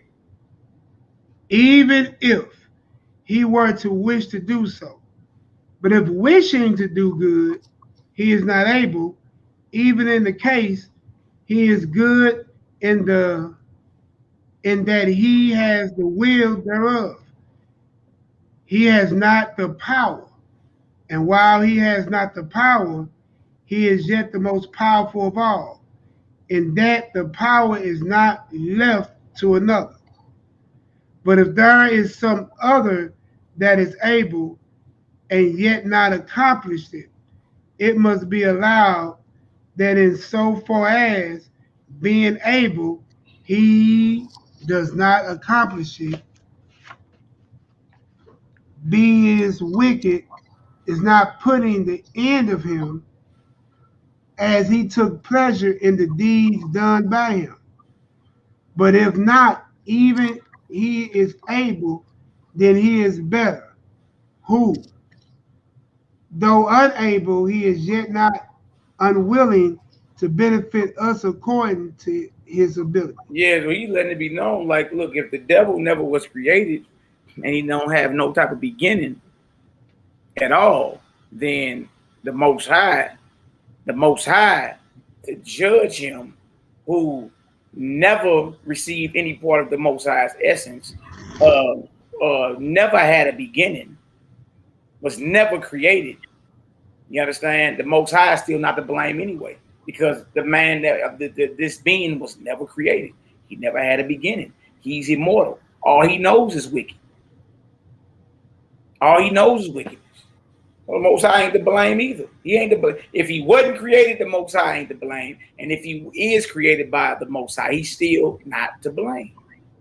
All right. And that's basically what Peter was saying as he was navigating. He was just going through every different situation on how Slick Willie could have came into existence. Maybe he always existed, he said.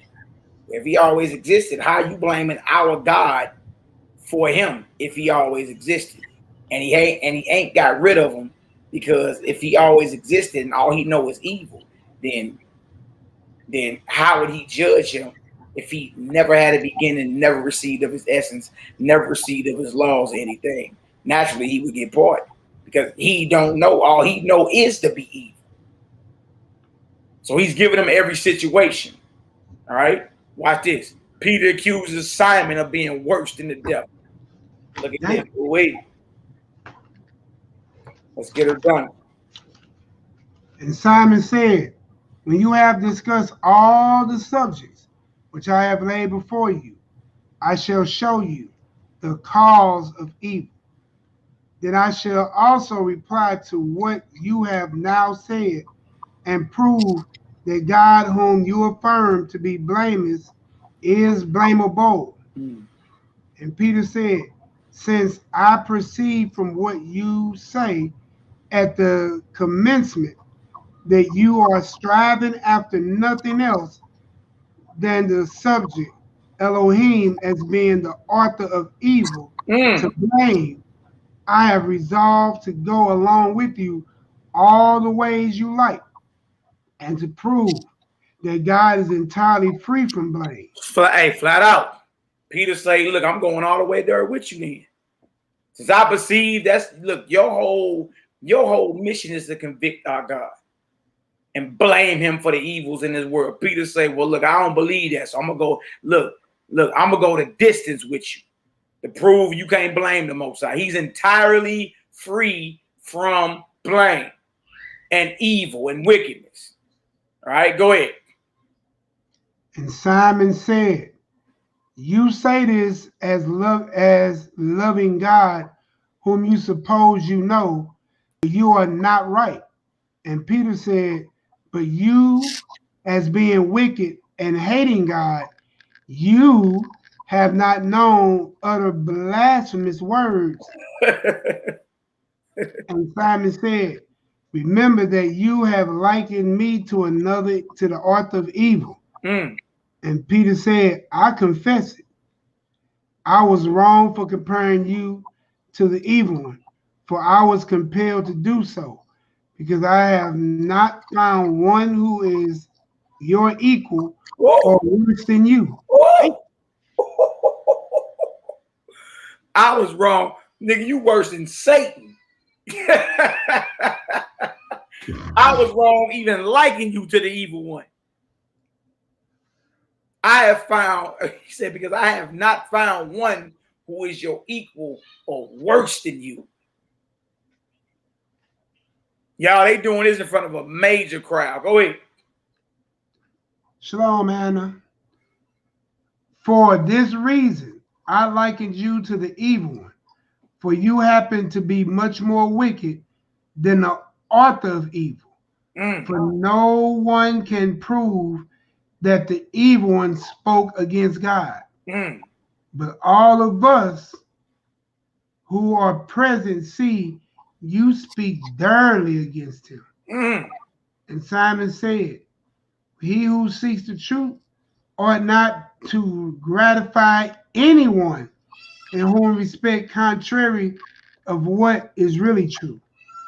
For why does he make an inquiry at all? Why, I ask, and I am not else. What's that? I am not all seeable, laying aside the occurrent. I am not also able. I am not also able, laying aside the accurate investigation of things, to spend all my time in the praise of that Elohim whom I do not know. Damn, he just told himself. He just told himself. All right, top of 295.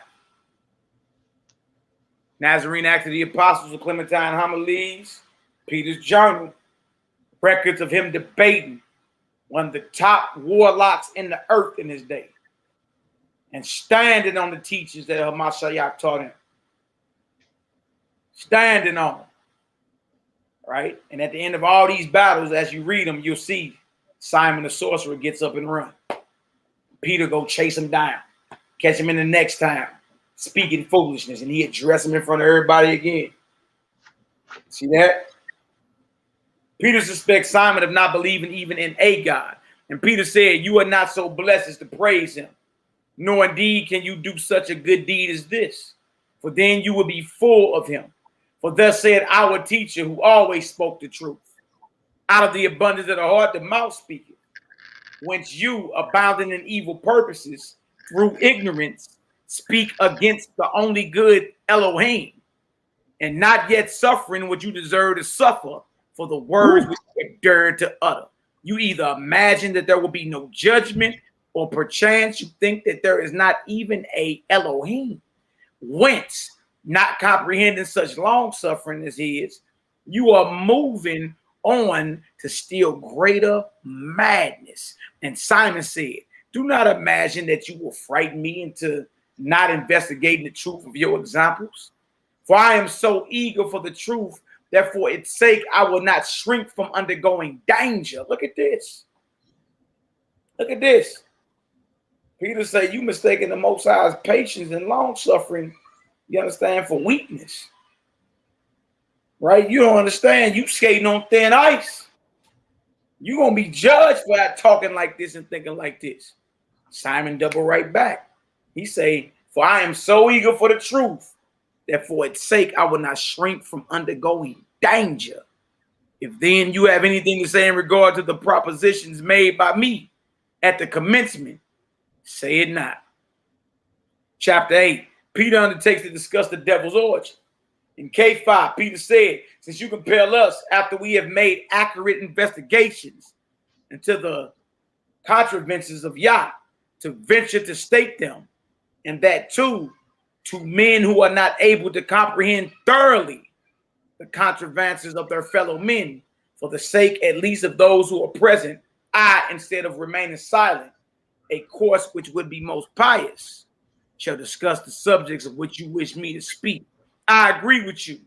I agree with you in believing that there is a prince of evil, of whose origin the scripture has ventured to say nothing, either true or false.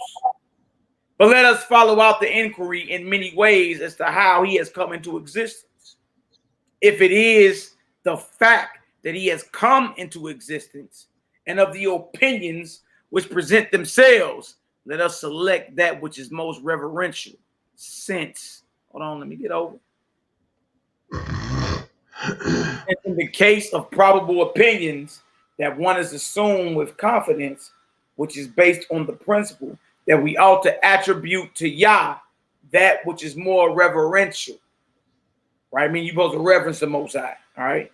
And all the more so if when all other suppositions are removed, there still remains one which is adequate and involves less danger. But I promise you, before I proceed with the investigation, that every method in the investigation can show that Yah alone is blameless. Chapter 9, NehemiYAH, theories in regard to the origin of the devil. Go ahead. But as you said, if the evil one is created, neither he has been begotten as an animal, or he has been sent forth substantially by him, or he has been compounded externally, or his will has arisen through composition, or it happened that he became into existence from things non-existent without composition and the will of God, or he has been made by God from that which is no manner and nowhere exists, or the matter being lifeless or living, which became he has arisen, was outside of God, or he fashioned himself, or he was made by God, and he is a relative thing, or he ever existed.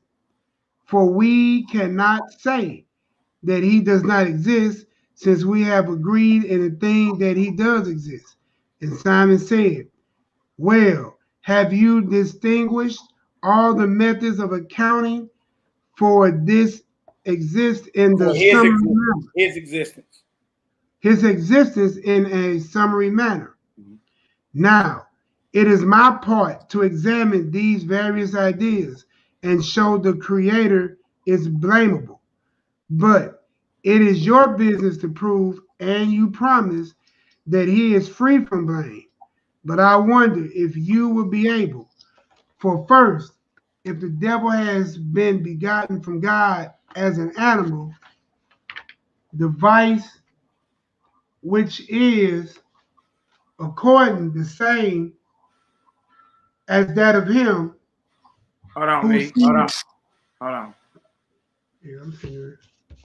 Boy, they need to create bigger writing. Now I realize I'm old.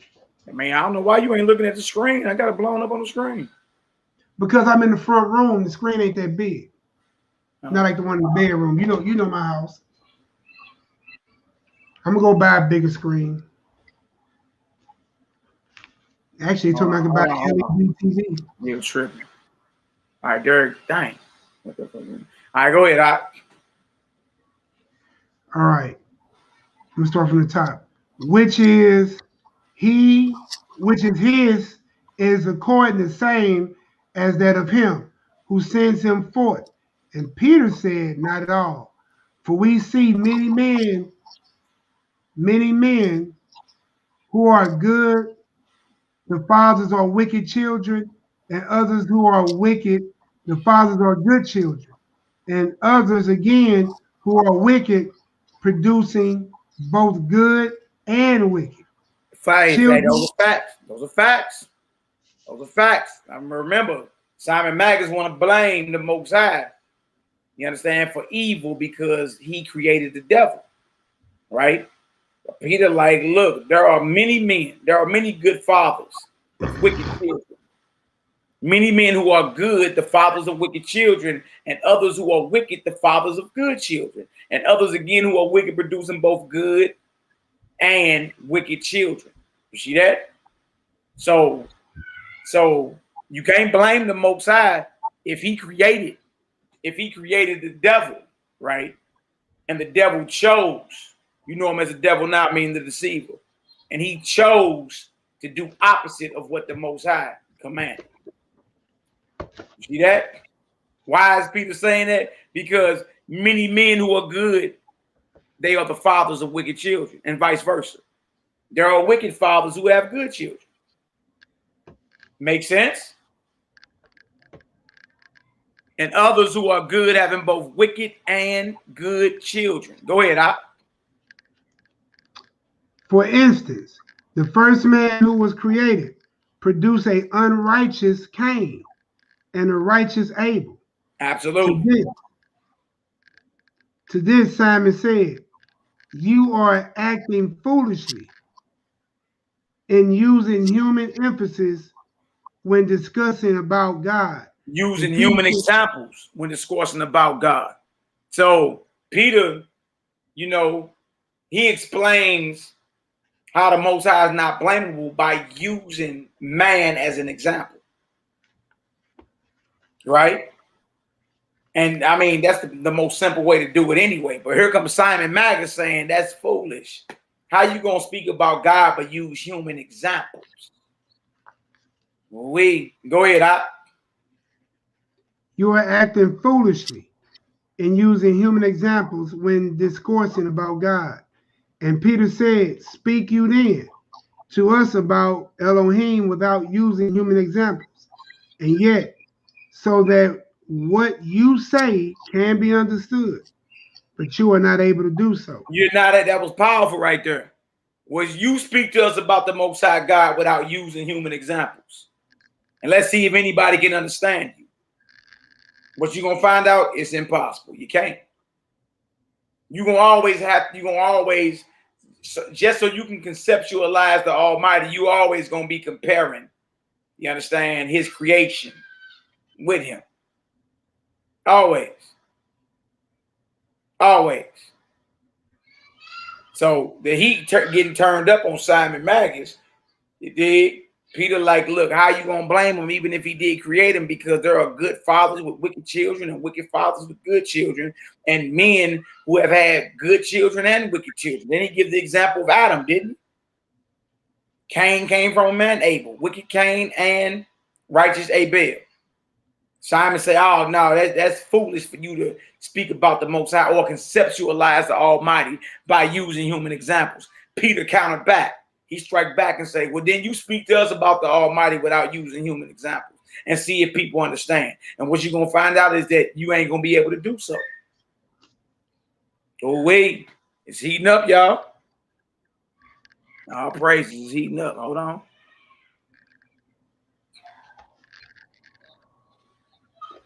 All right. Chapter 10.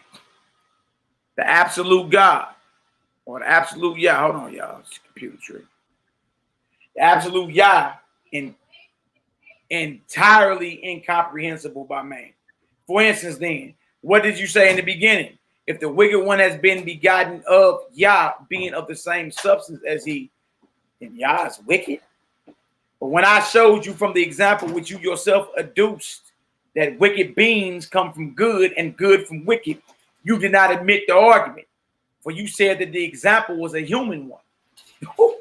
Wherefore, I now do not admit that the term being begotten can be used with reference to God or to Yah. Well, here comes Peter. Peter said, I'm about to play your game then. Because when I showed you that wicked sons can come from righteous fathers or vice versa, right? You ain't want no smoke like that. You wasn't dealing with it. So then Peter said, you know what? Now guess what I'm going to do? Wherefore I now do not admit that the term being begotten can be used with reference to the Almighty. For it is characteristic of man and not of Yah to beget. Not only so, but the Most High cannot be good or evil, just or unjust. Nor indeed can he have intelligence or life or any of the other attributes which can exist in man. For all these are peculiar to man. You see that? Peter is saying that if we take your logic, Simon Magus, then guess what?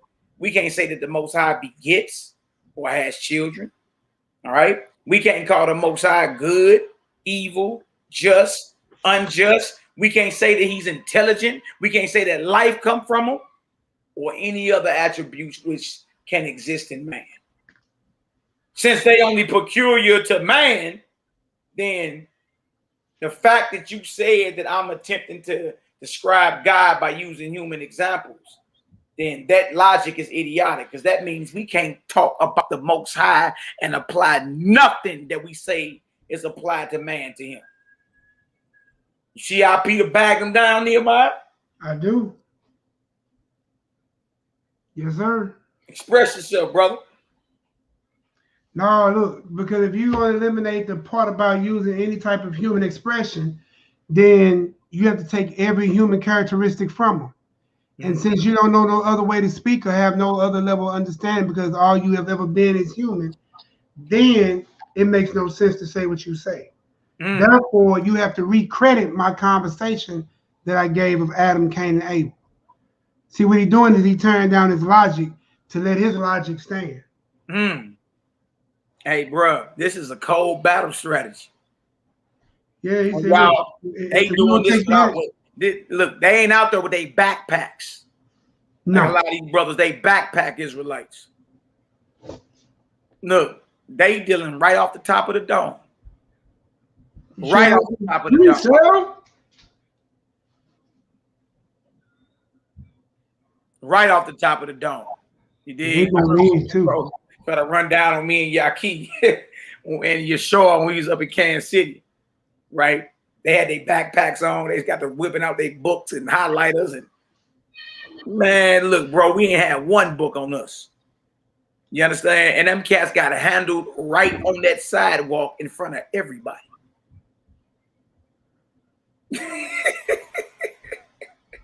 That just made me think about that. You did. They got themselves running down on us. I can tell you just pictured that whole thing in your head. Hey, it was so funny because we seen them when they came in. They was all dry and everything. You show up perform. We like, come on, man, let's go get something to eat. You know, we look up all these backpackers on our heels. When we turn around, they all whipping out their backpacks. Hey, SHALOM, can we holler? Can we speak? Yeah, it was good. And bruh, these cats got handled so easily. Dismantled so quick. And we ain't had not one book on us.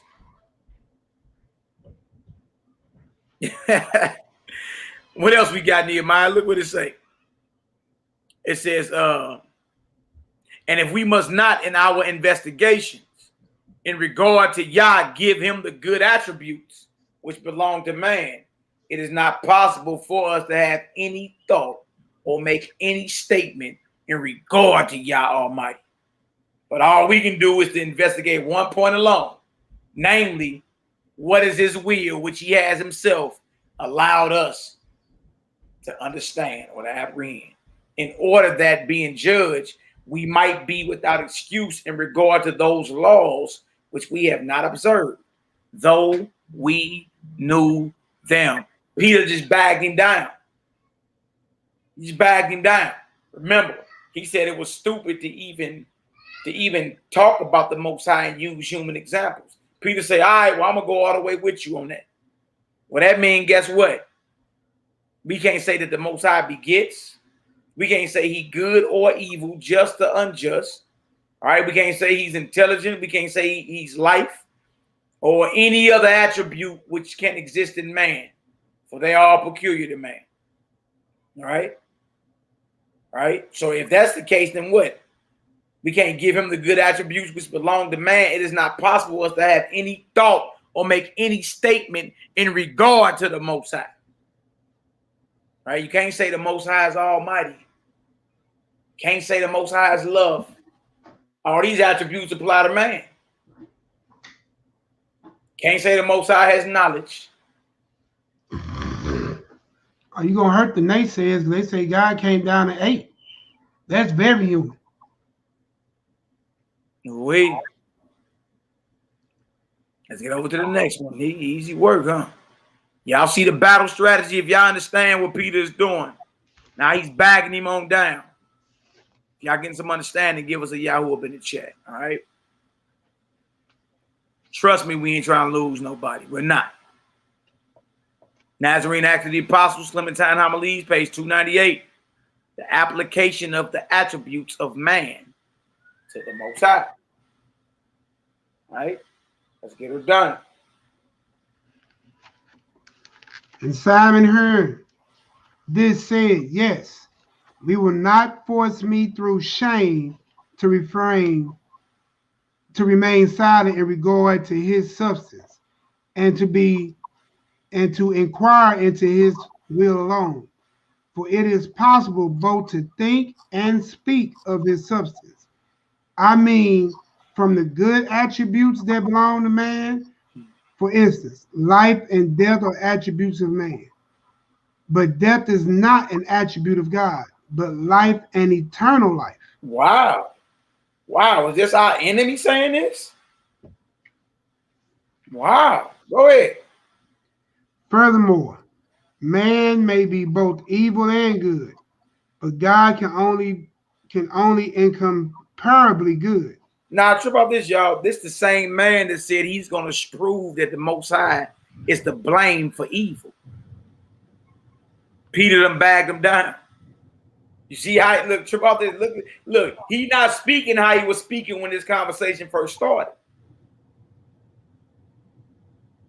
How is this coming off Simon's mouth? And Simon hearing this said, wow. He just said that the Most High can be only incomparably good, right? Go ahead. And not to prolong the subject too much, the better attributes of man are eternal attributes of God. He just did it. And Peter said, tell me, Simon, is it an attribute of man to beget evil and good, and to do evil and good? Begat it and do it. And Simon said, it is. And Peter said, since you have made this assertion, we must assign the better attributes of man to God.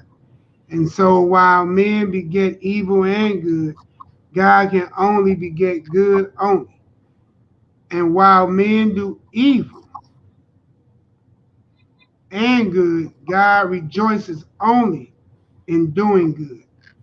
Thus, with regard to God, we must neither nor we must either not predicate. Go ahead. predicate any of the attributes of man and be silent, or it is reasonable that we should assign the best of the good attributes to him, and thus he alone is cause of all good things. Hey, Simon hanging himself. Remember, at the start of this, he said he was going to prove that the Most High is the blame. Didn't he say that, Nehemiah? It is what he said. Because he's trying to prove that he is blamable. Yeah, exactly. But Peter bagging him down. So now he's like, no, God is incomparably good. Right? Can't do evil. Men can do evil, but God, your enemy saying this. Peter say, since you making this assertion, then we must assign the better attributes of man to who? The Most High. Right? And how the Most High can get good only. Right? And how the Most High rejoices only in doing good. Since enemy, you saying this, then this is where we got to arrive at. All right? So either trip off this. In regard to the Most High, we either not predicate or give any other attributes of man to him and be silent, or it is reasonable that we should assign the best of the good attributes to him. And thus he alone is the cause of all good things. Chapter 12, the Most High produced the wicked one, but not evil. And I'm standing on that. I'm standing on that. You see that? Make it plain, sir. Make it plain. You say what, Nate? I said, make it plain, sir. Make it plain. Yeah, because one of the Millie Mouth ops said that the other day.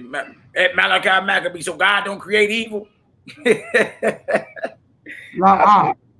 I said, man, y'all got to stop playing. Look, hell to the no. I'm standing on. Standing on. All right? Because that ain't what our master taught his disciples. All right? You got the wrong beliefs about the Most High. In essence, you have become his enemy. Believing he creates evil and does evil. All right? And Simon said, if then God is the cause only of what is good, what else can we think then that some other principle begot the evil one? Or is evil unbegotten? Peter said, no other power begot the wicked one, nor is evil unbegotten, as I shall show in the conclusion. For now my object is to prove, as I promised in the beginning, the commencement, that Yah Almighty is blameless in every respect. We have granted then that Yah possesses in an incomparable way the better attributes that belong to men.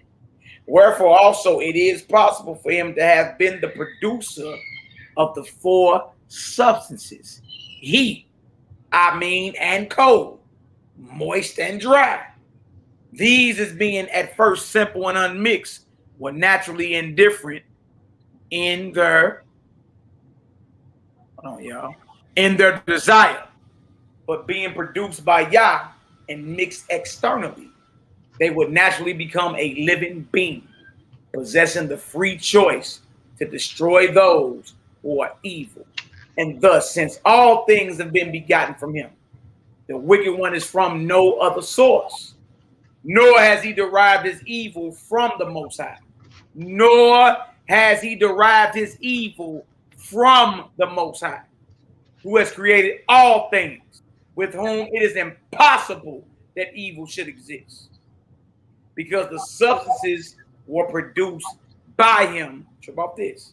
Because the substances, in other words, y'all, what he uses to make up whatever, including the wicked one, because the substances or the elements were produced by him in a state of indifference and carefully separated from each other. And when they were externally blended through his art, there arose through volition the desire for the destruction of the evil ones. But the good cannot be destroyed by the evil that arose, even though it should wish to do so, for it exercises its power only against those who sin. Do y'all hear this? Evil or the devil or demons only have power over those who voluntarily submit themselves. Only against those who sin.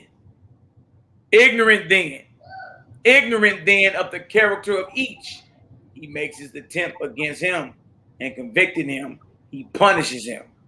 And Simon said, Yah being able to mingle the elements and to make his mixture so as to produce any dispositions that he may wish, why did he not make the composition of each such as that it will prefer what is good? You heard that today. Why God just didn't make all us good then?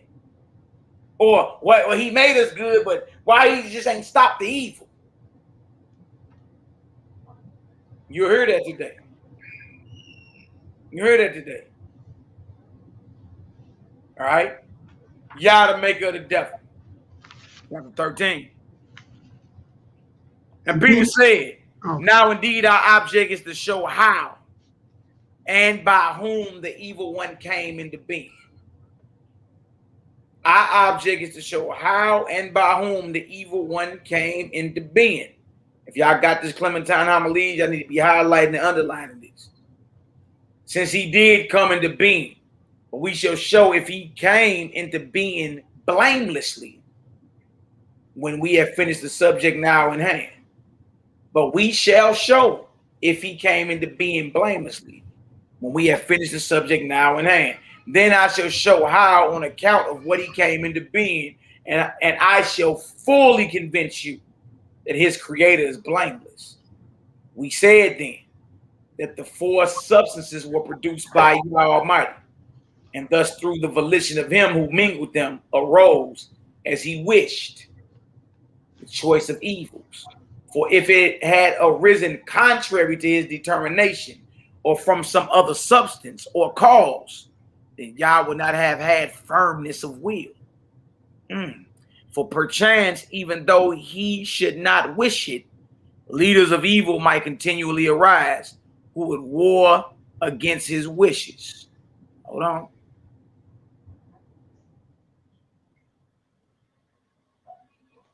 Top of page 300. But it is impossible that this should be the case, for no living being, and especially one capable of giving guidance, can arise from accident. For everything that is produced must be produced by someone. So he's saying not even the devil Slick Willie himself is an accident. All right, but the Most High is not to blame for his wickedness. All right, what the Most High creates, man, angels, and the like, all have free will. All right, go ahead, Nee. Chapter 50, chapter 14. Is matter eternal? We almost done, y'all. And Simon said, well, what if matter, being coeval with him and possessing equal power, produces as his foe leaders who hinder his wishes? And Peter said, if matter is eternal, then it is the foe of no one. Go ahead. For that which exists forever is impassible. And what is impassible is blessed. But what is blessed cannot be perceived or hated or hatred. Cannot be receptive of hatred. Cannot be receptive of hatred. Right? That which is blessed can't receive hatred. Go ahead. Since on account of its eternal creation, it does not fear that it will be deprived of anything. But how does not matter rather love the Creator when it's evidently sends forth its fruits to nourish all who are made by him? And how does it not fear him as superior, as trembling through earthquakes? It confesses, and as through its billows ran high. Yet, when the teacher was sailing on it, it commanded a calm. It immediately obeyed and became still. Y'all remember the story when the Messiah rebuked the wind? When he woke up, they woke him up. Yeah. It immediately became still. Go ahead. What? Did not the demons go out through the fear and respect for him? And others of them desired to enter into swine. But they first entreated him before going, plainly, because they had no power to enter even into swine without his permission. All right, sin, the cause of evil. And Simon said, but what if, being lifeless, it possesses a nature capable of producing what is evil and what is good? And Peter said, according to this statement, it is neither good nor evil, because it does not act by free choice, being lifeless and insensible. Man, he chopping his head off with this understanding. Simon asking if something that does not have life possess a nature capable of producing evil and good.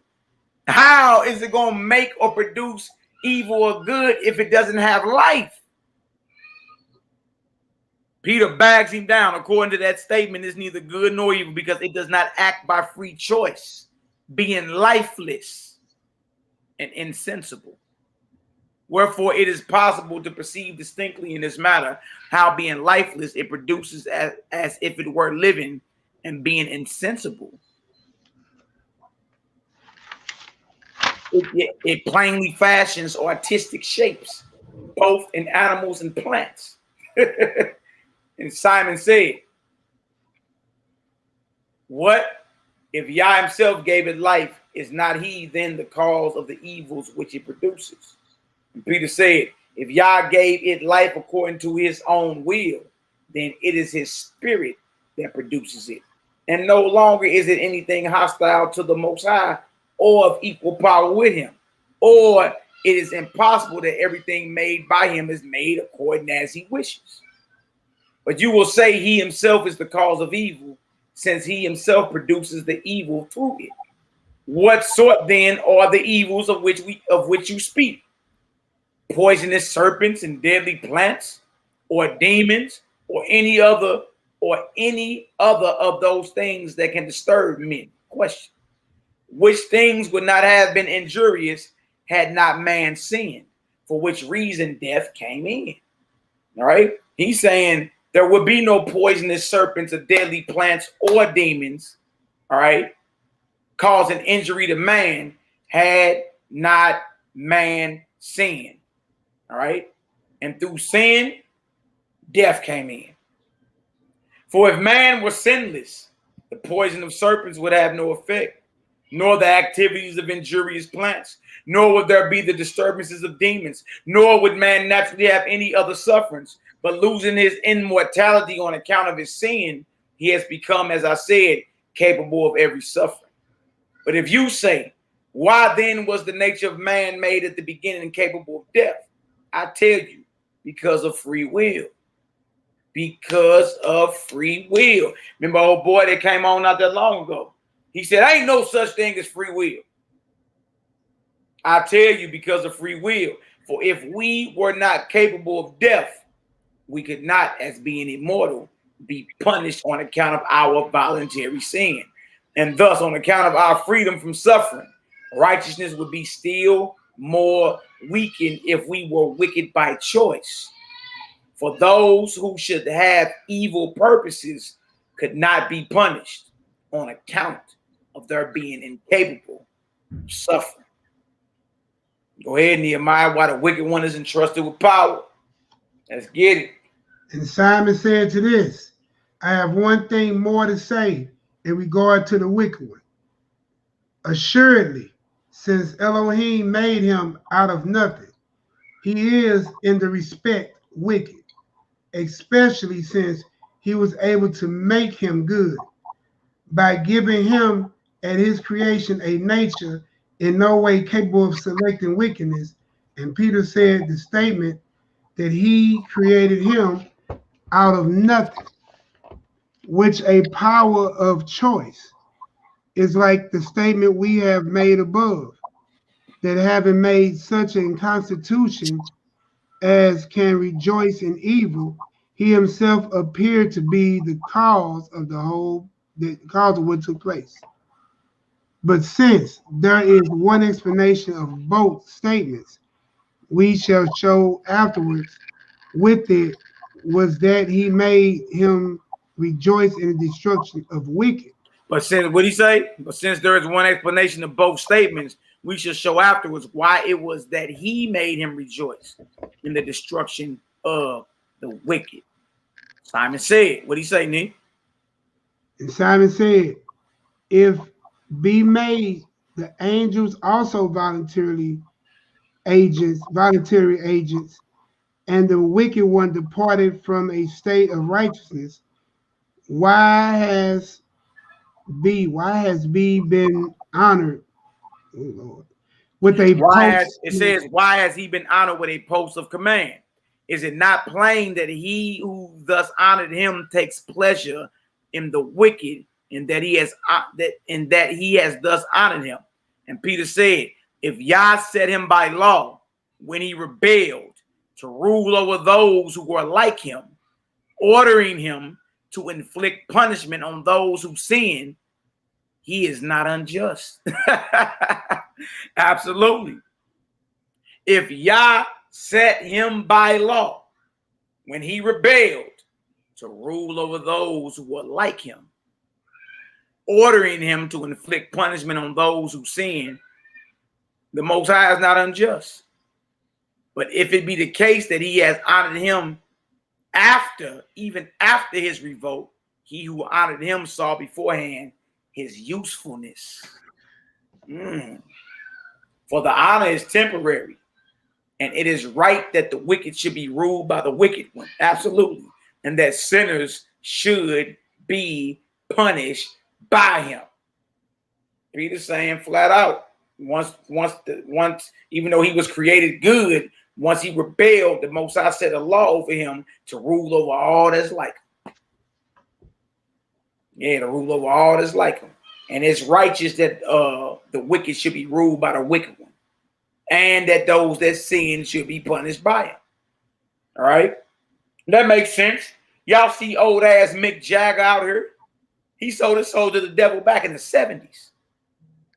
And that old heathen still got to hop around with that paralyzed hip on stage.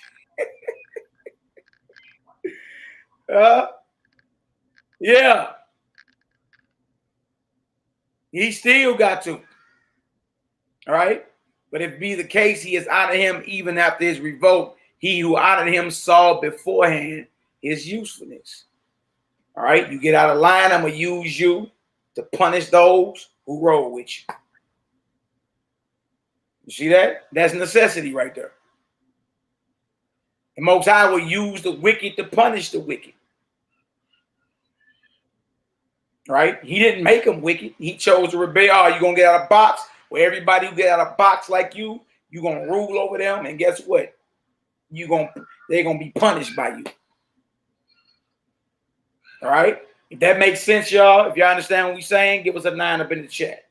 Don't want to lose nobody. Don't want to lose nobody. The adversary rebelled, and the Most High used him to inflict punishment on all those who follow him. All right?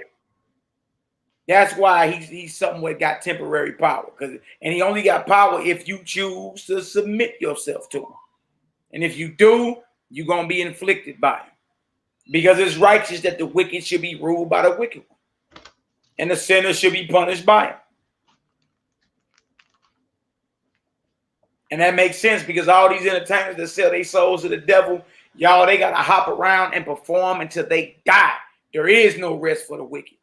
There is no peace for the wicked. All right? So that means the Most High saw beforehand his usefulness. All right, I created you to do this, but you got a path of life and death. If you choose death, then guess what? Guess what? The Most High will use him to punish those who rebel just like him. And it's righteous for the wicked to be ruled over by the wicked. All right? Wait. Q Felicia J said it's common sense, all praises. All right, chapter 17, the devil has not equal power with God. And Simon said, if then he exists forever, is not the fact of the sole government of Yah thus destroyed, since there is another power, namely that concerned with matter, which rules along with him. And Peter said, if they are different in their substances, they are different also in their powers. And the superior rules the inferior. That's right. But if they are of the same substance, then they are equal in power, and they are in like manner good or bad. But it is plain that they are not equal in power, for the Creator put matter into the shape of a world into which he willed to put it. Woo! But it is plain that they are not equal in power, for the Creator put matter into that shape of a world into which he willed to put it. Is it then at all possible to maintain that it always existed, being a substance, and is not matter, as it were the storehouse of Yah? For it is not possible to maintain that there was a time when the Most High possessed nothing, but he always was the only ruler of it. Wherefore also, he is an eternal sole ruler. On this account, it would justly be said to belong to him who exists and rules and is eternal. Simon said, what then? Did the wicked one make himself? And was Yah good in such a way that, knowing he would be the cause of evil, he yet did not destroy him at his origination, when he could have been destroyed as not yet being perfectly made? For if he came into being suddenly and complete, then on that account he is at war with the Creator, as having come suddenly into being, possessed of equal power with him. Chapter 18, is the devil a relation? Go ahead, Nick. All right, let me turn this page real quick, brother. All right. And Peter said, what you state is impossible. For if he came into existence by degrees, he could have cut him off as a foe by his own free choice. Absolutely. And knowing beforehand that he was coming into existence, he would not have allowed him as a good, had he not known that by reason of him that was useful was being brought into existence, and could not have come into existence suddenly, complete of his own power. For he who did not exist could not fashion himself. Absolutely. And he neither could become complete out of nothing, nor could anyone justly say that he had a substance, and so always to equal in power if he were begotten. And Simon said, is he then a mere relation, and in the way wicked, becoming injurious as water and injurious to fire, but good for the seasonable thirsty land, as iron's good for the cultivation of the land, but bad for murderers? And lust is not evil, in respects to marriage, but is bad in respects to adultery. And murder is an evil, but good for the murderer as for his purpose is concerned. And cheating is an evil, but pleasant to men who cheats. And other things of like characters are good and bad in like manner. In this way, neither is evil evil nor good good, for one produces the other. For does not that which seems to be done injuriously rejoice to the doer, but punish the sufferer? And though it seems unjust that a man should, out of self-love, gratify himself by every means in his power, to whom, on the other hand, Does it not seem unjust that a man should suffer severe punishments at the hand of the just judging for having loved himself? Chapter 19, some actions really wicked. And Peter said a man ought to punish himself through self-restraint. A man ought to punish himself through self-restraint when his lust wishes to carry on to the injury of another. Knowing that the wicked one can destroy the wicked, for he has received power over them from the beginning. And not yet is this an evil to those who have done evil, but that their souls should remain punished after the destruction. You are right in thinking to be really harsh, though the man who has been foreordained for evil should say that it is right. Wherefore, as I said, we ought to avoid doing injury to another for the sake of a short-lived pleasure. Peter's saying, look, you better get that under control. Get under control. You understand? That lust, that fornication. Because you ain't doing nothing but destroying y'all ain't doing nothing but destroying yourselves. All right? And we may not involve ourselves in eternal punishment for the sake of a little pleasure. And Simon said, is it the case then that there is nothing either bad or good by nature, but the difference arises through law and custom? Good question. All right? It ain't good or bad. It's only good or bad when it comes down to what you believe. You be hearing that sometimes. You know what I mean? Let your hair down. Live a little. Oh, they just teenagers. And Simon said, is it the case then that there is nothing either bad or good by nature, but the difference arises through law and custom? For is it not the habit of the Persians to marry their own mothers, sisters, and daughters, while marriage with other women? Hold on.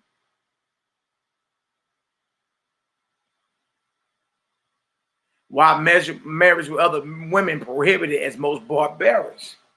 Wherefore, if it is not settled what things are evil, it is not possible for all to look forward to the judgment of Yah.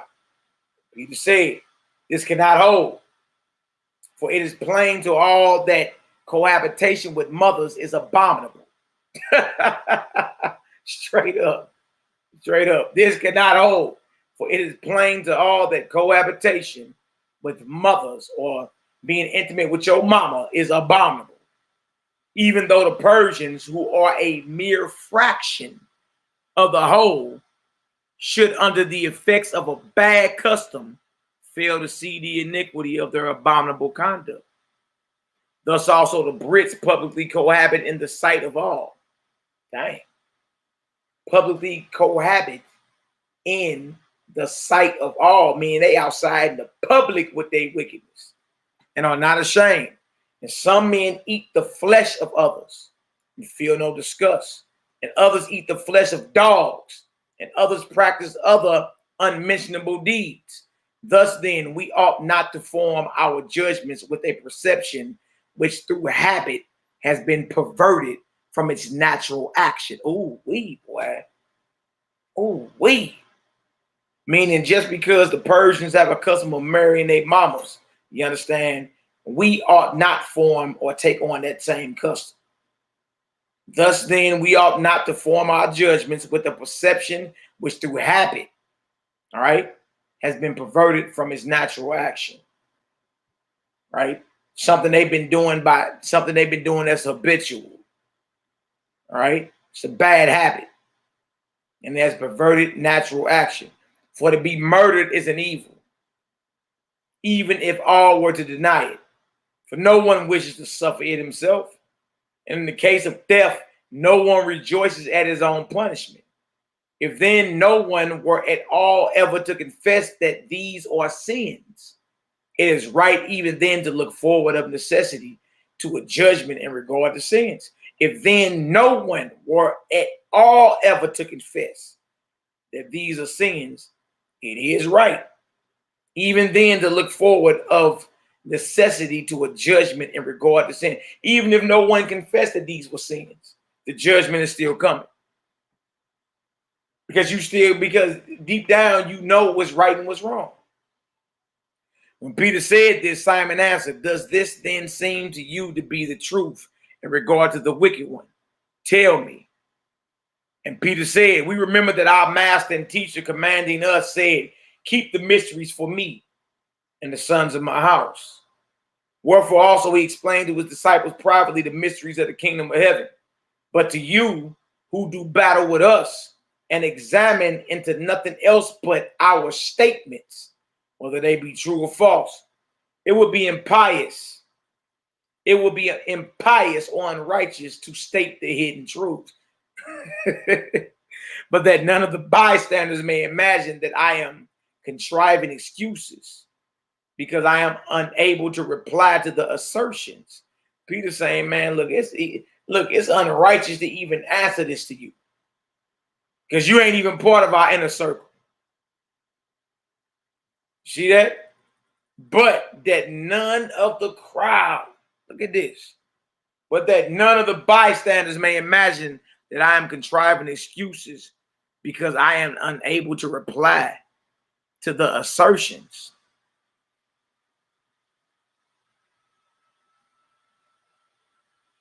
Made by you, I shall answer you by first putting the question. If there had been a state of painlessness, what is the meaning of the statement? The evil one was. If there had been a state of painlessness, what is the meaning of the statement? The evil one was. And Simon said, the words have no meaning. And Peter, is then evil the same as pain and death? And Simon, it seems so. And Peter said, evil then does not exist always. Yea, it cannot exist. It cannot even exist at all substantially. For pain and death belong to the class of accidents, neither of which can coexist with abiding strength. For what is pain but the interruption of harmony? Oh, wait. And what is death but the separation of soul from body? There is therefore no pain when there is harmony. For death does not even at all belong to those things which substantially exist. Peter just chopped his head off with this understanding. Let's go back up so y'all can see what he's saying. All right? I shall answer you first by putting the question. If there had been a state of painlessness, what is the meaning of the statement, the evil one was? Simon said, the words have no meaning. And Peter is saying, is then evil, and trip off this, y'all, is evil the same as pain and death? That's an excellent question. And Simon said, it seems so. And Peter said, evil then does not exist always. Yea, it cannot even exist at all substantially. For pain and death belong to the class of accidents, neither of which can coexist with abiding strength. For what is pain but the interruption of harmony? And what is death but the separation of soul from body? There is therefore no pain when there is harmony. For death does not even at all belong to those things which substantially exist. For death is nothing, as I said, but the separation of soul from body. And when this takes place, the body, which is by nature incapable of sensation, is dissolved. But the soul, being capable of sensation, remains in life and exists substantially. Hence, when there is harmony, there is no pain, no death, no, not even deadly plants, nor poisonous reptiles, nor anything of such a nature that its end is death. And hence, where immortality reigns, all things will appear to have been made with reason. And this will be the case when, on account of righteousness, man becomes immortal through the prevalence of the peaceful reign of a Mashiach, when his composition will be so well arranged as not to give rise to sharp impulses, and his knowledge, moreover, will be unerring, so as that he shall not mistake evil for good, and he will suffer no pain, so that he will not be mortal. Nehemiah, let's get it out.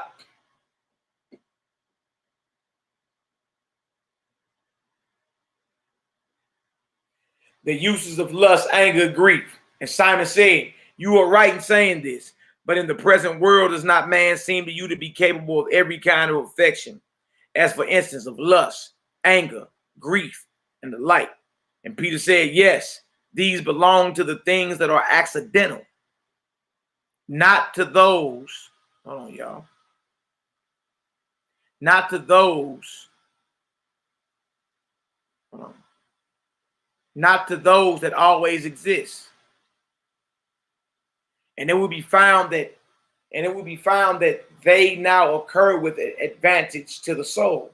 For lust has, by the will of him who created all things well, been made to arise within the living being, that, led by it to intercourse, he may increase humanity from a selection of which a multitude of superior beings arise who are fit for eternal life. But if it were not for lust, no one would trouble himself with intercourse with his wife, right? So to have a strong desire for your wife is not a bad thing. And Peter's saying, without that, it wouldn't be no type of reproduction. But now for the sake of pleasure, and as it were gratifying himself, man carries out his will. Now, if a man uses lust for lawful marriage, he does not act impiously or wickedly. But if he rushes to adultery, he acts wickedly, and he is punished because he makes a bad use of a good ordinance. All right? Nothing wrong with you being turned on to your spouse. And the same way, anger has been made by Yah to be lighted up naturally within us, in order that we may be induced by it to ward off injuries. Yes, if anyone indulges it without restraint, he acts unjustly. But if he uses it within due bounds, he does what is right. Moreover, we are capable of grief that we may be moved with sympathy at the death of relatives, of a wife, or children, or brothers, or parents, or friends, or some other, since if we were not capable of sympathy, we should be inhuman. In like manner, all the other affections will be found to be adapted for us, if at least the reason for their existence be considered. All right. And Simon, why is it then that some die prematurely and periodical diseases arise, and that there are moreover attacks of demons and of madness and all other kinds of afflictions which can greatly punish? And Peter said, because men following their own pleasure in all things cohabit without observing the proper times. I need to hear this. And Peter said, because men following their own pleasure in all things cohabit or have intercourse without observing the proper times. You mean to lay down with your spouses is about timing, huh? And thus the disposition of seed taking place unseasonably in the wrong season naturally produces a multitude of evils. For they ought to reflect that as a season has been fixed suitable, what about this, y'all? As a season has been fixed suitable for planting and sowing, so days have been appointed as appropriate for cohabitation, right? Just like seasons and days have been fixed to where you know, okay, it's planting season, right? It's the same when it comes down to intercourse with your spouse. So days have been appointed as appropriate for cohabitation, which are carefully to be observed. Accordingly,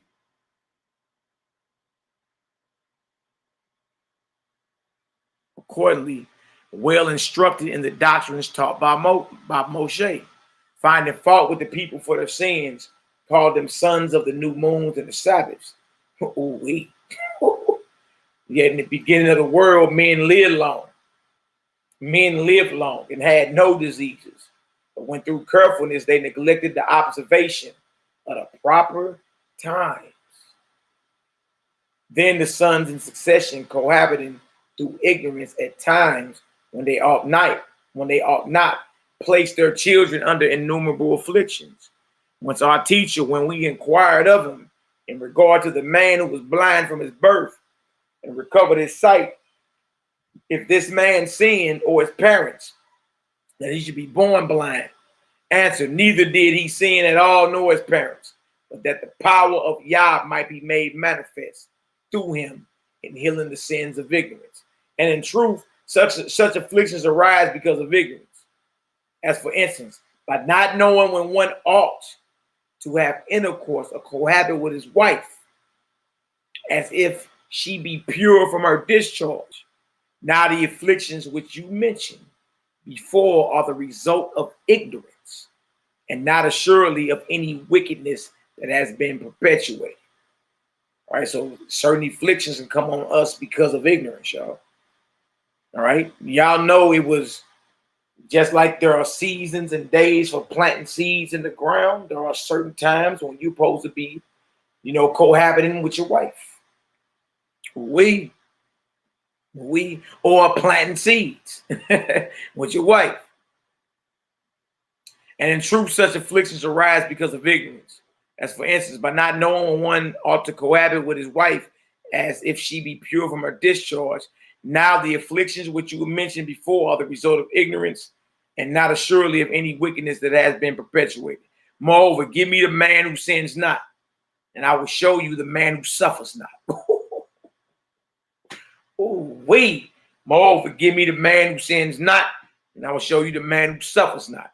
And you will find that he not only does not suffer himself, but that he is able to heal others. For instance, Moses, on account of his piety, continued free from suffering all his life. And by his prayers, he healed the Egyptians when they suffered on account of their sins. All right, so that's it for today, y'all. All right, I want to show, based off the Nazarene Acts and based off Simon Magus, or Peter's battle with Simon Magus. You understand? All right, y'all, even though the devil was created, the devil had free choice. All right? And he decided to do evil. And since he decided to do evil, he was assigned as authority over all the wicked. And he punishes those who are just like him. All right? But it all was by choice. And y'all, when we sin, we bring violence to the earth. When you sin, you open yourself up to demonic forces. Why do you think Mashiach said, go and sin no more? That's right, YAHKI. That's an excellent point. What you say, does this really need to be taught? This is almost common sense, or should I say spiritual knowledge? Absolutely. All right. Now, it is spiritual knowledge, but not everyone knows, especially being taught by Kepha. Absolutely. Because certain men say it's no free will. And you understand, the devil actually worked for the Most High. Like, the Most High creates evil and does evil. In essence, the devil rebelled, and the Most High said, well, everyone that's like you, you're going to have the authority over, and you're going to punish them for rolling with you. All right? So no, the Most High is not to be blamed for evil in this earth. Not at all. Not at all. There's such thing as free will. Man and angels have the power to exercise that. Which one will you choose today? All right, so all praises, all glory, all honor to the Most High, forever live his anointed, beloved Son in the hearts and minds of the faithful elect. All right, these Nazarene editions getting up there. NehemiYAH, what you think? This is number 22. Boy. Any more to bring out? They shot off too quick, bro. I apologize. I had my mic muted, man. And like you said, you couldn't see me because you had your screen big. I'm going to give me a bigger monitor for this front room. But yeah, definitely. We're at 22, and look, not including the in-betweens. Because some things you jumped out just to address on certain things, like one particular things. But yeah, look, not bad for something that you posted so hard made up and that's false. Not all this, you talking about 2 hours minimum, 4 hours regulatory, 6 hours to almost 7 max. That's a lot of clock hours of teaching out of these scriptures and also teaching out of the Bible, just in this subject. So yeah, I don't know how they go wrong. And it makes sense when you make the dots connect. The Most High wouldn't create evil. Look, why? Evil is generated from your breaking of his will or your ignorance of his divine nature. And that's what the Messiah wanted you to do, is get back to knowing who the Most High was and is. You see what I'm saying? And that's the same thing we all should desire. We shouldn't be mad at nobody says put down smoking and drinking and eating meat. When you be like, actually, before I even learn anything, that's the healthiest thing for me. Then the next thing should be like, well, did my Messiah eat meat? You know what I'm saying? What did the apostles eat? And then you start saying, what are these contradictions? Listen, if you come in this truth and you be out here in these streets teaching, them naysayers, see, me and Malaki been around a while. These naysayers gonna come talking all that mess on the block. You hear me? Absolutely. But listen, all praise to the Most High, gave us words to speak. And thanks to the Most High for giving us, new and higher and greater understandings. Absolutely. Truly humbling, my brother. You got a psalm to read on out? I can definitely get us one. Let's get us a psalm and pray on out, y'all. We're going to face Jerusalem and pray out. Peace, love, light, and healing to the family. All right, y'all willing, we right back up Friday evening. We might be broadcasting from an undisclosed location. You understand? We might be right back up. We're doing a lot of things off camera too. All right, we got people to see, and resources to connect, and all right, brothers and sisters to pray with and fellowship with. And dig. I mean, we in these days, y'all. You in this COVID-19 world. What you know is normal will never be that. All right. What you know is normal, it'll never go back to normal. All right, you heard now. You in this world. You dig? So 2nd Ezra 16 tell you be as a pilgrim in the earth, meaning we can't be sitting, settled on our leaves. Get used to moving around and connecting with your Nazarene and same brothers and sisters. All right. Used to moving around because y'all, hey, it's hurt. Everything that we talking about that's been being said, it's hurt. All right. I see the Taliban just took back over Afghanistan. I'm like, oh, wait, boy. That just undid everything old George Whiskey Bush did back in 2003. Everything. So, we the dragons of Arabia are rising up. Like I said in 2nd Ezra, the 15th chapter. All right. Prophecy is constant. All right. Prophecy is constant.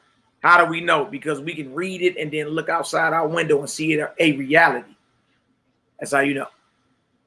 All right. All right, NehemiYAH, I'm facing Jerusalem, brother. Let me know when you're ready. Go ahead, fire off. All right, yeah, I got Psalms 4, good old go to night scripture. All right, Psalms 4 with the Most High's permission.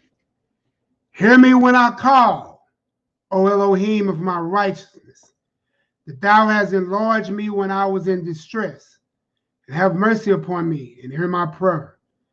O ye sons of men, how long will ye turn my glory into shame? And how long will you love vanity and seek after falsehood? Selah. But know that YAH'KI has set apart him, that this righteousness for himself, Yahweh will hear when I call upon him. Stand in awe and sin not. Commune with your own heart upon your bed and be still. Selah. Offer the sacrifice of righteousness and put your trust in Yahweh. There be many that say, who will show us any good? Yahweh, lift up the light of thy countenance upon us. Thou hast put gladness in my heart, more than in the time that their corn and their wine increased. Verse 8. I will both lay me down in peace and sleep. For thou, Yahweh, only makest me to dwell in safety. Hallelujah. Selah. Yahoo. Yeah, man. It's that good old go to night scripture there, bro. Absolutely, bro. All praises. All right, y'all. We love y'all indeed and true. All right, y'all stay focused and hey, remember, keep them temples pure. Keep them pure. We in them hours, y'all. Look, you don't need nothing up in you that causes taboo. But that may be a catalyst for the boogeyman. All right, quote unquote, Delta variant of COVID or whatever. All right, the Most High